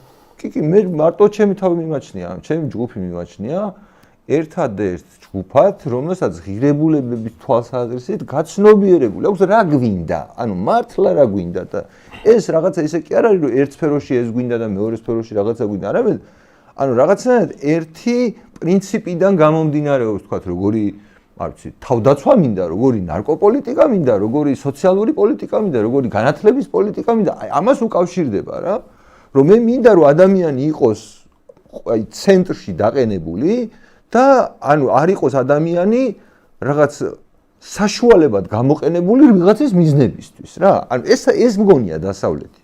და თუ მართლა ეს მგონია ორივეს დასავლეთი, აი რასაც რომ აი ეს გავაკეთოთ. რა მე მგონია რომ ამ ნაწილში თანამშრომლობა შესაძლებელია. რაც შეეხება თქვენ რასაც ამბობთ რომ პროდასავლური პარტიები, ჩემი აზრით თავი პრობლემა არის ფეიკობა. ანუ ქვეყანაში რომ ვიღაცები რაღაცებს იბრალებენ რა, მაგალითად აი ალიანსი რო ახლა ოპოზიციური ალიანსი. 9 პარტიაა თუ რაღაც ესეთი ყოფილი ნაციონალური მოძრაობა და მისგან გამოყოფილი სხვადასხვა ყოფილი პარტიები რა. რომლებიც იძახიან რომ ჩვენო ვართო ერთადერთი დემოკრატიული პარტიებიო. უბრალოდ წარმოგიდგენთ ერთად ყუილით იწყებ ყველაფერს. ანუ ყუილი არის შენი ასე ვთქვათ აი წამყვანი ხაზი რა რომ ის დემოკრატიული პარტია ხარ ბავშვ პარტია არც ერთი არ ახართ რა. ანუ აი რასაც პარტია ქვია თავისი სტრუქტურით, რაღაცა როგორ არჩევ ადამიანებს, რა ვიცი პრაიმერის ატარებ, დაფინანსება გამჭვირვალე გაქვს თუ არა. აი არც ერთ ამ კომპონენტში არც ერთი არ არის რეალურად პარტია. მით უმეტეს პროდასავლური. და უბრალოდ იძახიან რომ აი ჩვენო და ზუსტად იგივე იყო უნგრეთში რა. უნგრეთში იყო რაღაცა ძველი ოპოზიცია, რომელიც აი ნაწილი იყო და არ ვიცი მოსყიდული და ნაწილი იყო დეგენერატი, ანუ აი როგორც ჩვენ ძალიან ხშირად ვახასიათებთ ხოლმე აქაურ პოლიტიკურ შიდა სპექტრს, რომ აი ოპოზიცია ასეთია და ამიტომ ვერ ვნახულობთ რაღაცას შესაძლებლობასაც კი რომ შოთა რაზეც ლაპარაკობდა იმ თემებზე ვინმეს პოზიცია კონდეს გარდა ჩვენისა რა. და მაგიტომ გთხოვთ ხოლმე თქვენ რომ მოდი შევეშვათ ამ ნატოს და რაღაცას. ანუ აი მოდი დაუბრუნდეთ ის რომ აი მაგალითად აი ჩვენ რაზეც ორივე მხარე ვაცხადებთ რომ კი ეს მნიშვნელოვანია რომ აქ ეს ინსტიტუტები იყოს და ჩვენ თუ ამას გავაკეთებთ. ჩვენ თუ მართლა თავისუფალი ბაზრის პრინციპებს დავიცავთ, რომელიც მე მგონია რომ დასავლური ღირებულებაა. თქვენ საჯარო სივრცეში კი არ მგონია რომ ესე გამოიყურებოდეთ, ბატონო. ვახო, აი ერთს რომ დავამატო, რომ აი გასაგები იყოს და აი ამ კონტექსტში რა პრობლემა რა არის, ნახე რისი ახსნას ვცდილობ რომ სწორად გავიგე მე შენი გასვლა. აი ნახე მარტო ნატოს თემის გვერდზე გადადება რაღაცა მსჯელობებში არ არის საკმარისი. აი მაგალითად აი განათლების გათავისუფლება გააბრაზებს. აი ნახე არა აი გეტყვი ერთსამ პუტის ახლა რა გააბრაზებს არ ვიცი. ნატო გააბრაზებს ხო იცი. ნატო ხო და დეკლარირებულია ნახე რა არის მნიშვნელოვანი. აბა როცა რაღაც პარტია ამბობს რომ მე აი კორუფციას ვებრძვი, ვაპროტესტებ არა სამართლიან თავისუფალ სასამართლოს რაღაცა ცუდი კანონებია, ასე შემდეგ, ხო? და ასევე ამბობს რომ მე ყველაფერს გავაკეთებ, შევიყვან ამ ქვეყანას ნატოში. აი ეს არის მენიუ, აი ამ პარტიას რომ ვირჩევ, ესენი ამას უნდა ველოდო, ხო? ამორჩეველი სამართლიანად, ამორჩეველის მნიშვნელოვანი ნაწილი და გაირკვა უმრავლესობა.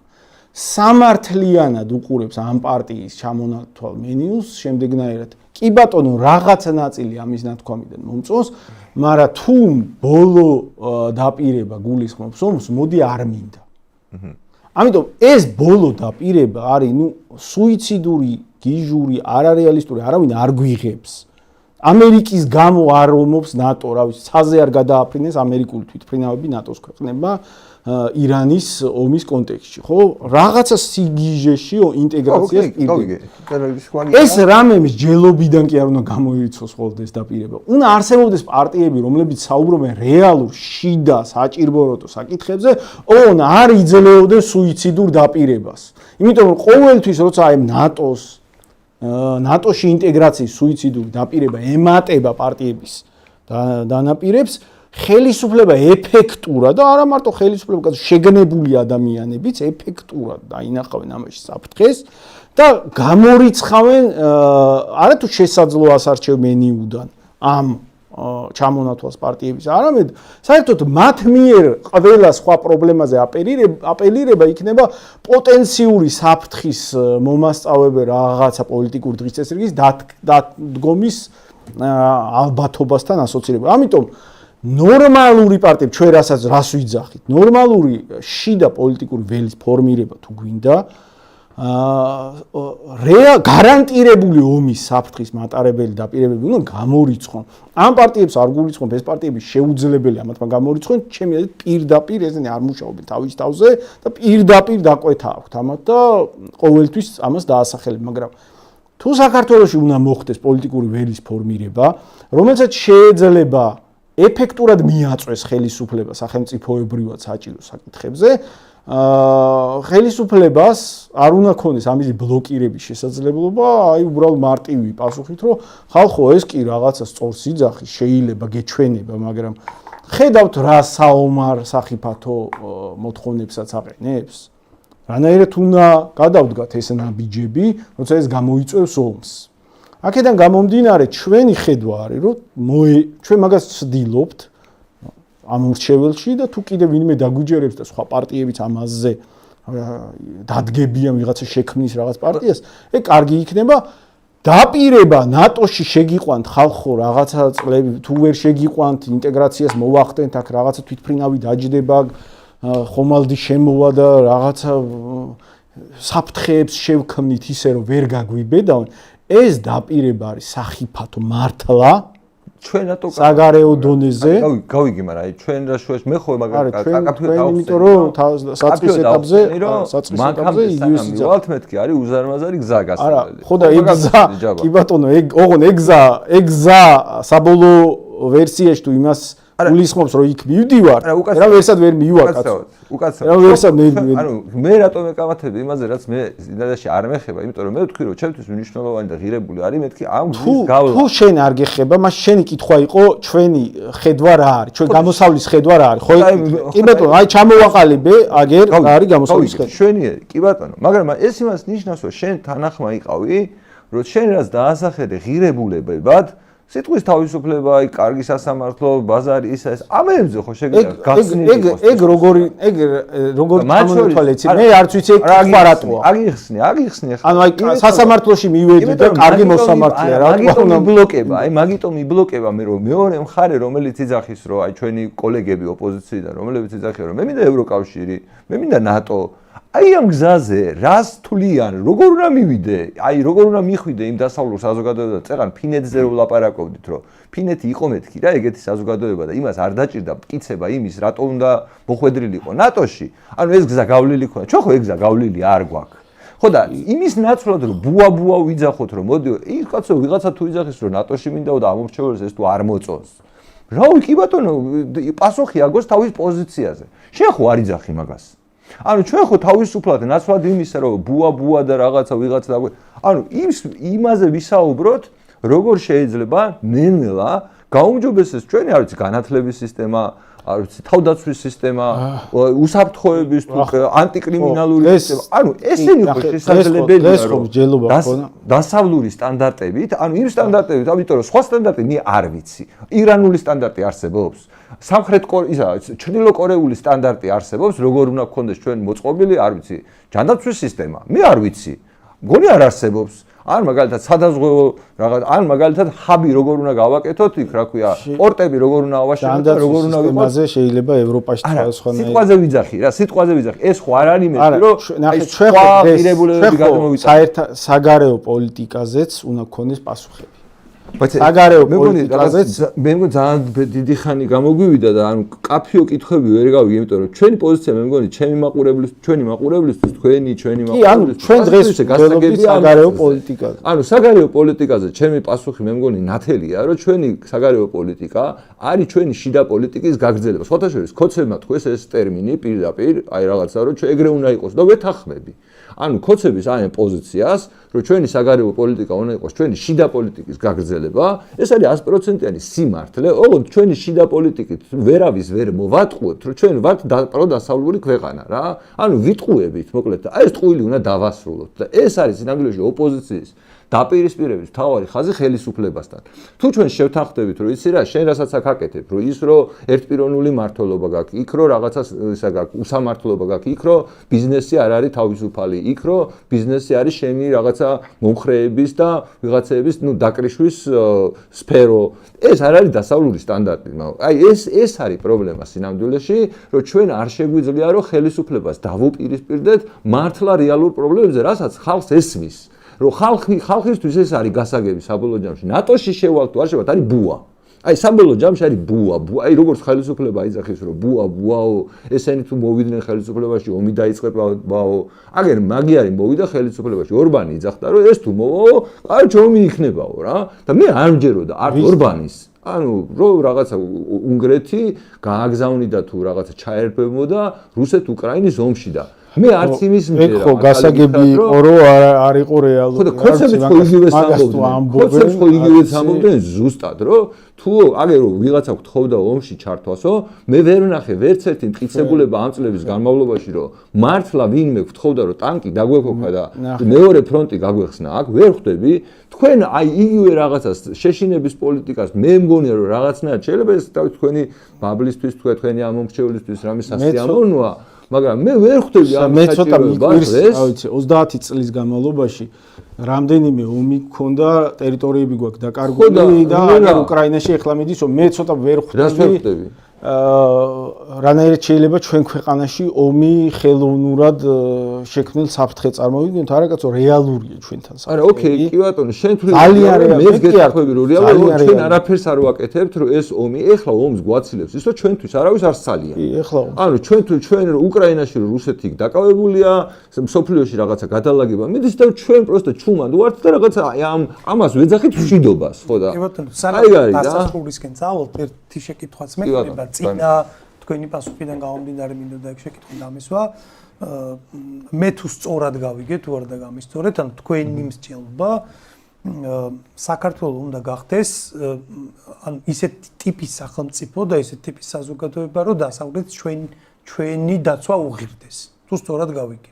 არა, კი არ უღირდეს, ჩვენ ვიყოთ იგივე, აი როგორც წამიდგა, თქვენ რო გყავდეთ ნახდათ კარგი მეზობელი. კი ბატონო, დასავლური ტიპის სახელმწიფო, საერთო ღირებულება. როგორც ფინეთი იყო მზად და ერთი ხელის მოსმით იღეს, აი ეგეთი თუ გავხდებით, თუ საჭიროება დაგვიდგა, თუ რაღაც მომენტში კონტექსტი, აი როგორც შოთა იძახის, ისეთი შეიცვალო რომ აი შეიცვალა ნატოს ღირებულებების სტრუქტურა, დაალაგდა ურთიერთობები, ჩვენ ამ პერიოდში მართლა დასავლური ტიპის საზოგადოება გავხდით.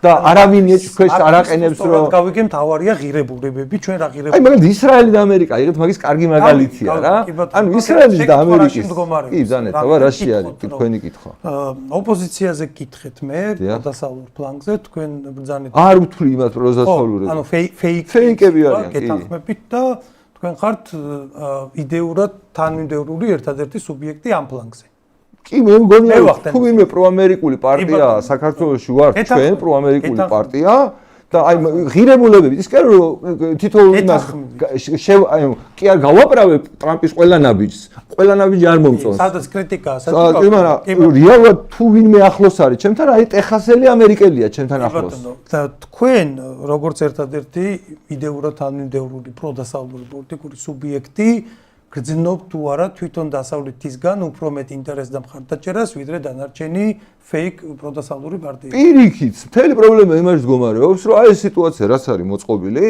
და მათ შორის აი ეს დასავლური პრობლემა რო ვახსენე, რომ იქ მეთქი ძალიან სერიოზული შიდა პრობლემა იყო, ამ ხალხს ურთიერთობა აქვს ამ ოპოზიციასთან, ანუ რაღაც ისეთი ტრადიციული ურთიერთობა აქვს. არც ერთი არ არის ისეთი, რომელიც იქაც იდეურად თანმიმდევრული იქნება.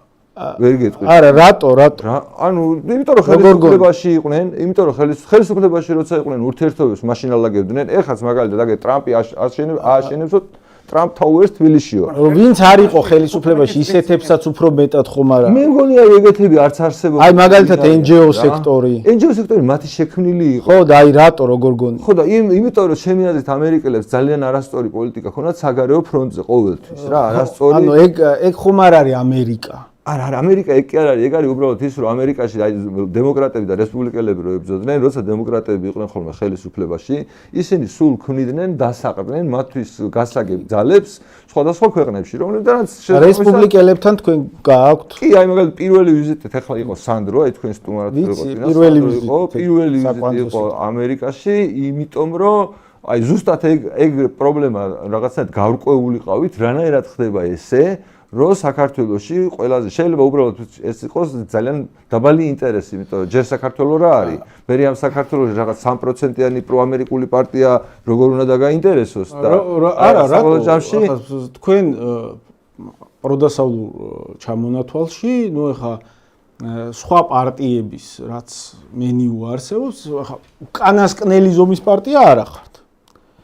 ხო და ამორჩევლებით, რაღაც შედეგებით, შეიძლება ყველაზე დიდი პარტია არა ხართ, მაგრამ უკანასკნელი და ყველაზე პატარა პარტია ზომით არა ხართ. ახლა არსებობთ უკვე 10 წელია.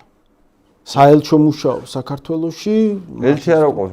ეხლა არ ყავს, მაგრამ მათი სტრუქტურები, სპეცსამსახურები, ინფორმაცია ხო კიდევ ფეხებზე კიდევ მაგაშია ხო და მაგას ვიძახი, ხო და მაგას ვიძახი. ანუ რა დონეზე ფეხებზე ვკიდივართ?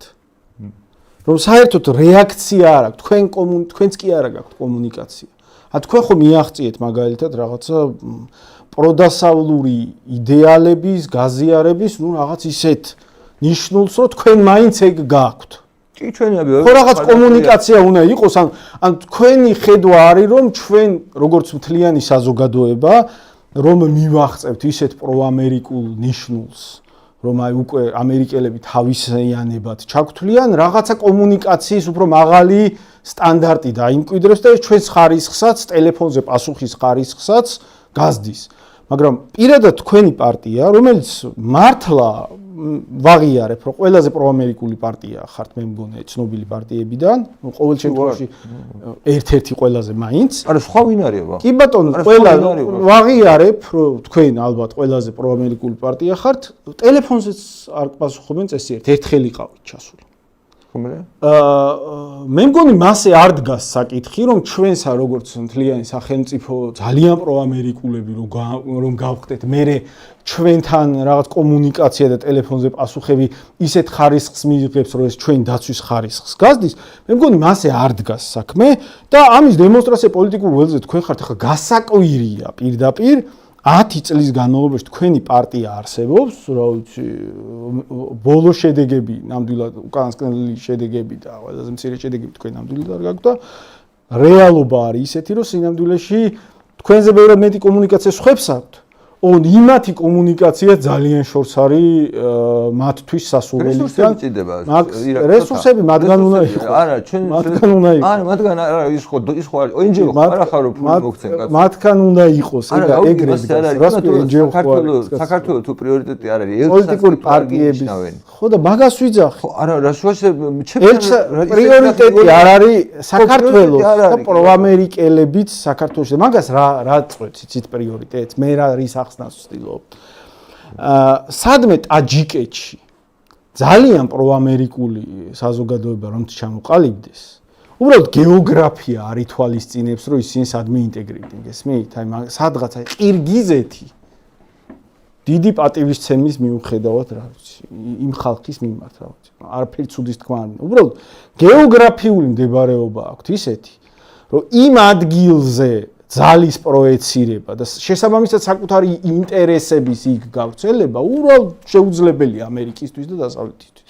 ჩვენ შემთხვევაში ჩვენ ვართ გარშემორტყმული ისეთი სამეზობლოთი, ისეთ რეალობაში ვცხოვრობთ, რომ როგორც არ უნდა დავაყენოთ, ახლა რუსეთისთვის 40 კილომეტრში ბევრად ადვილია ძალის პროექცირება, სადაც აქვე დგას, ხო, მისი ძალები, ვიდრე სადაც ამერიკიდან. ამიტომ მარტივად უყურებს ამერიკელი, სულ რომ ძალიან დიდი სიმპათიით იყოს მაგალითად, თქვენ მიმართ თუნდაც როგორც პოლიტიკური ძალს, ან მე საქართველო გახდეს თქვენ შეხედულებების დაუშვათ თეორიულად რაღაც ეტაპზე და საქართველოს მიმართ, შეაფასებს ძალთა ბალანსს. აი რო დამჭირდეს ახლა ამ ხალხის დაცვა.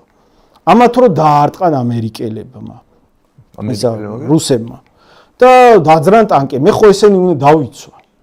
ბოლო-ბოლო ხო რა მორალური საკითხიც არის, შარში უნდა გაეხვიონ ესენი ჩემ გამო და რა ფიზიკური შესაძლებლობები მაქვს მაგისა. ან ჩემი შიდა პოლიტიკური გარემო ამერიკაში. კითხვის შინაარსი. აი, კითხვის შინაარსი იმაში მდგომარეობს, რომ ჩვენ ხომ საზოგადოებას უნდა ავუხსნათ, ხალხო, ამერიკას ფეხებზე ვკიდივართ. ევროპას ფეხებზე ვკიდივართ. არა აქ ინტერესი. იმიტომ რომ შორს ვართ, იმიტომ რომ არა ბანძები ვართ. არა, ახლა აგიხსენით. თქვენ ხო არ ხართ, გილჩი ხო არ ხართ. 2 საათი ამაზე ვლაპარაკობ. გილჩი ხო არ ხართ ბანძები, მაგრამ თქვენთან არ გადიან. არა, რა შემოგვიჭრა კაცო ჩვენ უბრალოდ იმდენად მწირე რესურსი ვართ ისეთ საზოგადოებაში რომ ვერ მოვახერხეთ, შეიძლება უნიჭოები ვართ. შეიძლება აკანა გამოვრიცხავთ. ხო, მაგრამ აგერ გილჩი ვერ მოვახერხეთ, ხო ნიჭიერია, მაგრამ ვერ შედიხართ კომუნიკაციაში. არა, ნუ აი ხო გითხარი რომ რაც გავარკვიეთ ის არის რომ ზოგადად საქართველოს დიდად ამ საერთაშორისო ამ დომხალში რაც ხდება დღეს შეიძლება კარგიც არის და მადლობაც უნდა ვთქვათ რომ კიდე კარგი ახლა ჩვენზე არ არის კონცენტრირებული ყურადღება რა. იმიტომ რომ იქითომი აქეთომი ჩვენს სინამდვილეში რაზეც მე მგონი თან ხდებით და მე მგონი აი შეთანხმებაზე რაზეც აი მაგით რო ისაქვნათ დავასრულოთ ჩვენი დისკუსია. მდგომარეობს იმაზე რომ ჩვენ უნდა ეხლა დავკონცენტრირდეთ საკუთარ შიდა პრობლემებზე. თუ ჩვენ შიდა პრობლემებზე დავკონცენტრირდებით და რაღაცა ხალხის შეშინებას და ერთმანეთთან ჩხუბს კი არ იმას მივთვენ და რამე რეალურ აი მაგალითად აი ბიძინა რო აღარ იყოს აი იაგოს ქონდა წალი კარგი ფორმულა რა ბიძინა რო აღარ იყოს აი შევთხოვთ რაღაცა რომ მოხდეს რა როგორი ქვეყანა გვინდა აი ვინ იქნება შემდგომი აი ეცოჩი ხო არ არის არ ჩანს კონკრეტულად ერთადერთი მე რასაც ხედავ ხოლმე აი რა მიშა შეიძლება იყოს იმაზე რა ქვია გამზადებული რომ ხელისუფლება აიღოს ხო მაგრამ ჩვენ თუ არ გვინდა რომ კიდევ რაღაც ახალი ბელადი ყავდეს რაღაცა შეიცვალოს თუნდაც რაღაცა ჩვენი ძალის ხრევით ჩვენ გავძლიერდეთ და ასე შემდეგ. ხომ ადამიანებს საქართველოს მოქალაქეებს ის ნატოზე კი არ ველაპარაკოთ ისეთი რამეზე რაც დღეს აი უბრალოდ პერსპექტივაშიც კი არ ჩანს. არამედ ველაპარაკოთ რა აი ხვალ მის ცხოვრებაში რა შეიძლება მოხდეს სასიკეთო თუ ის განსხვავებულ არჩევანს გააკეთებს. ხო და ეს განსხვავებული არჩევანზე კამათი ხო დასავლური კულტურის ნაწილია თქვა. ჩვენ თუ ეგეთი პოლიტიკური ცხოვრება გვინდა რომ ჩვენ ერთმანეთთან გქონდეს საშუალება რომ ვიმსჯელოთ მაგალითად რაღაცა იარლიყები არ მივარტყან როგორც თავის დროზე თქვენ რო გიცავდით როცა რაღაც დახურვას გიპირებდნენ და ჩვენს გარდა რო კაცშვილი არ გამოჩნდა რომელიც რამე ხმას ამოიღებდა ამასთან დაკავშირებით ავი ჩვენ გარდა რომ არავინ არ ლაპარაკობს მიუხედავად იმისა რომ შეიძლება ერთმანეთისგან რადიკალურად განსხვავებული პოზიციები გქონდეს და მარტო ჩვენ რო ლაპარაკობთ ეს ხო პრობლემაა ხო და მოდი მეთქი ამაზე დავკონცენტრირდეთ ხალხს და ერთმანეთს ნუ ვაშინებთ იმიტომ რომ სანამ ნატოს დავიძახებთ მანამდე უბრალოდ ვერც დავიძახებთ სანამ ბიძინა ყავს სანამ ერთი კაცი უმართავს სანამ ესეთი მოწყობა გვაქვს სანამ რა ვიცი პოლიტიკური ველია ისეთია როგორიც არის ჩვენ არც ევროკავშირი გვემუქრება, არც ნატო გვემუქრება, არაფერი ჩვენ არ გვემუქრება რა. ხო და მოდი საქმეს მივხედოთ, მეგობრებო. და როცა ამ საქმეს რაღაცა ნაბიჯებს გადავთქვათ, ცოტა აი თაზე რო ადიხარ, ხო უფრო მეტი ჩანს. და ეს წევაზე რო ადიხარ, ხო უფრო იმას ხედავ რა, ანუ ხო დავზუმოთ რა, ჯერ აუძურეთ სადღაც. დავიზუმოთ და მე გადავწყვიტოთ ეს ამბავი. სასწაულისკენ წავიდეთ, ბოლო შეკითხვას დავსვამ, ისე თქვენ დაგისვამთ. თან ხვდებით, რომ ქართული ოცნება ჩემი აზრით ცუდი ხელისუფლებაა, სხვა შორის ყველაზე ხანგრძლივი და დამოუკიდებელი საქართველოს ისტორიაში, მაგრამ არცად წასვლას არაპირებს, უახახან თქვა კულბახიძემ, რომ 28 წლის საპარლამენტო არჩევნებშიცო დამაჯერებლად მოვიგებთ. დღეს ქართული ოცნება ძალიან ცდილობს ტრამპის ადმინისტრაციასთან გასვლას, წერილები წერეს ცალკე პრეზიდენტმა, ცალკე პრემიერმა, პარლამენტის თავმჯდომარემ, მაგრამ პასუხის ღირსადაც არ ჩათვალეს. ამ ხელისუფლების პირობებში რა პერსპექტივა აქვს საქართველოს ურთიერთობას შეერთებულ შტატებთან და დასავლეთთან, აი მომავალი როგორია და კიდევ ერთი აი ტრამპ ტაუერის შესახებ ანონსი ატრი არის ახლა სახელმწიფო არხებმა აქტიურად და ფიქრობ ეგეც მინიშნება რომ ვალაგებთ ამათთან თქვენ რას ფიქრობთ ამ ყველაფერთან დაკავშირებით სინამდვილეში რა შეიძლება ხდებოდეს? კი, მე რას ვფიქრობ, რომ აი ზუსტად ის რომ ზოგადად ტრამპის პოლიტიკური ფიგურა არის პროგნოზირებადი, ტრამპი ჩვეულებრივად ურთიერთობს ყველანაირ რეჟიმებთან, მათ შორის ავტორიტარებთან, აი ჩვენი აიათოლა იყოსო რა, ხოთ გახსოვთ თქოს, ანუ რა პრობლემაა რა. ბატონო, კოჭის გაგორების. კი, რა თქმა უნდა, ანუ ის სხვათა შორის ანუ ჩვენ ანუ მასთან პრობლემა არ აქვს რომ მაგალითად რომ აბიძინამ რო თქვას ან რა ჩვეულებრივი ერთ-ერთი რა რიგითი არც ყველაზე მაინც და მაინც სისხლისმცემელი ავტორიტარია მე მაგალითად კეთილი დიქტატორს იმიტომ ვეძახით ბიძინას რომ სხვებზე უკეთესია რა ვიცი სხვა დიქტატორები უარესები არიან ხო და ანუ შესაბამისად მონდომების შემთხვევაში ჩემი წარმოდგენით ამერიკასთან საქართველოს მთავრობამ დღევანდელმა რომ დაალაგოს ურთიერთობა ამაში ტექნიკური პრობლემა არ აქვს. მე იმას უფრო კითხულობდი ჩემთვის რაც მაინტერესებდა რომ რატო ამას არ შვებოდა რა? ან რა უშლიდა ხელს რომ ეს გაეკეთებინა? ყოველ შემთხვევაში თუნდაც აი ჩვენ ესეთი შთაბეჭდილება გვჩებოდა რომ მაინც და მაინც არ ცდილობდა ქართული ოცნება რომ ეს ურთიერთობა დაელაგებინა. ხო და ანუ დალაგება რას ნიშნავს? რომ არ დაჭირდებოდათ ის დაინტერესება. შეიძლება, იმიტომ რომ უკვე იმდენი რაღაცები ქონდათ ნათქვამი, მათ შორის ისე ქონდათ დაქოქილი, რომ ისინი ომში გვითრევდნენ ესა. ანუ მე ხო არ ვიცი და არავინ არ ვიცით ჩვენ სინამდვილეში რა ინფორმაცია აქვს თვითონ ამერიკელებს საქართველოს მთავრობაზე რა. ანუ ერთი არის რაც რაღაცა საჯარო ისეთი დაიგნორება და თქვა ელჩს რო არ გვინიშნავენ ამდენი ხანი. ჯერ მანამდე არ ყვავდა ელჩი, ხო გახსოვთ ამდენი ხანი არ ყვავდა ელჩი. ეხლა არ ყავს ეს ხო ნიშნავს რომ ამ ქვეყანას არ აინტერესებს რა კონკრეტულად რა. ხო და ანუ ეს დალაგება სადამდე მიგვიყვანს მე არ ვიცი, მაგრამ ყოველ შემთხვევაში ეს ტრამპ თაუერის ამბობა მე მაინც იქითკენ მიბიძგა რომ ქართული ოცნება თulis რომ მისთვის ასეთ არაპროგნოზირებად ადამიანთან როგორც ტრამპია ურჩევნია რომ რაღაცა დალაგებული ურთიერთობა კონდეს რა ვიდრე ხვალე კიდე ახალი რაღაცა ან სანქცია გამოუცხონ ან რაღაცა მიუხედავად იმისა რომ მე არც მჯერა რომ ეს სანქციები კარგად მუშაობს და ვინმეზე სერიოზულ ზემოქმედებას ახდენს მაგრამ ნებისმიერ შემთხვევაში არ არის სასიამოვნო რა ხო და ეს არის რა ქვია როგორ გითხრათ თქვენს კითხვაზე ანუ რა ისამაქო მე მგონია რომ თავისუფლად შეიძლება დაალაგდნენ ანუ სრულად ვუშვებ ეს იმას არ ნიშნავს რომ ამერიკელები ჩვენ ამის მერე დემოკრატიულ ქვეყნათა გვაღიარებენ იმიტომ რომ ზოგადად არაფერი არ ახლა დებილები ხო არ არის შოთა რას ნიშნავს ზოგადად ტრამპს უყვარს როცა ადიდებენ უშველის თუ არა ის მუზიკს ვეძახით მაგას გახსოვს ჩვენ იმას დებატებზე და ზოგადად როგორია პერსპექტივა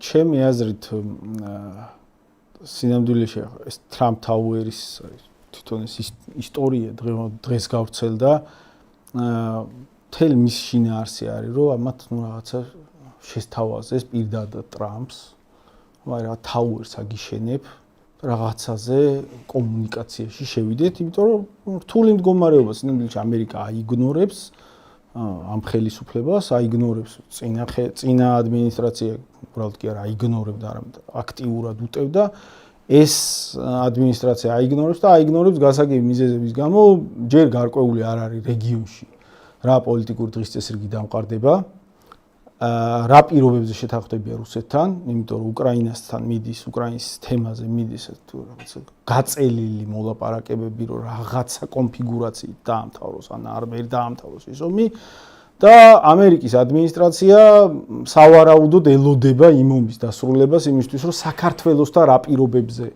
გააგრძელოს ან არ გააგრძელოს ურთიერთობა მანდიდან გამომდინარე აქ მნიშვნელოვანი იქნება რაზე შეთანხმდებია რუსეთთან და ამ კონტექსტში ხა საქართველოსთვის რთული მდგომარეობა ამათთვისაც და საქართველოსთვისაც ეგ არ არის კომფორტული და არც უსაფრთხო საერთოდ არანაირი კომუნიკაცია არ ქონდეს და გაწყვეტილი ქონდეს ამერიკასთან თუ ნებისმიერ ძლიერ მოთამაშესთან მით უმეტეს ტრამპისნაირ ძლიერ მოთამაშესთან რომელიც არაპროგნოზირებადია და რომელსაც სერიოზული გამოწვევები დაუდგა რეგიონში ირანთან დაკავშირებით და აქედან გამომდინარე მისთვის შეიძლება სხვა პრიორიტეტები წამოიჭრას ეხლა გააჩნია როგორ დასრულდება მათ შორის ირანში ომი და მანდიდან გამომდინარე მისი შემდეგი ნაბიჯები შენთან მიმართებაში არაპროგნოზირებადია ამიტომ თვლი რომ ესენი საფრთხეს მაგაში ხედავენ აცნობიერებენ და როგორც ჩანს რაღაცა კულუარული გზებით ცდილობენ უშუალოდ ტრამპის ოჯახთან რაღაცა ფინანსური დაინტერესებით სვლები რომელიც საბოლოო ჯამში რამდენად ეფექტური იქნება კაცმა არ იცის მაგრამ რაღაც სვლები ნახოთ ის რომ ამ სვლების ძიების ცდელობა ლოგიკურია ეგ უსაფრთხოების მოტივებიდან გამომდინარე ცხადია მაგას იზამდნენ უბრალოდ რა პირობებზე რა კონტექსტში რამდენად ეს სიღრმისეული რაიმე შეთანხმება იქნება მაგას უნდა შევხედოთ ახლა ჯერ საბოლოო ჯამში გაუგება ბატონო თუ რამის დამატება არ გნებავთ არა მადლობა ძალიან სასიამოვნო იყო თქვენ მადლობა სტუმრობა შოთა მარტინენკო იყვნენ გადაცემის სტუმრები ალტერნატიული ხედვა ამის სრულდება მე გემშვიდობებით კარგად გრძანდებოდეთ ნახვამდის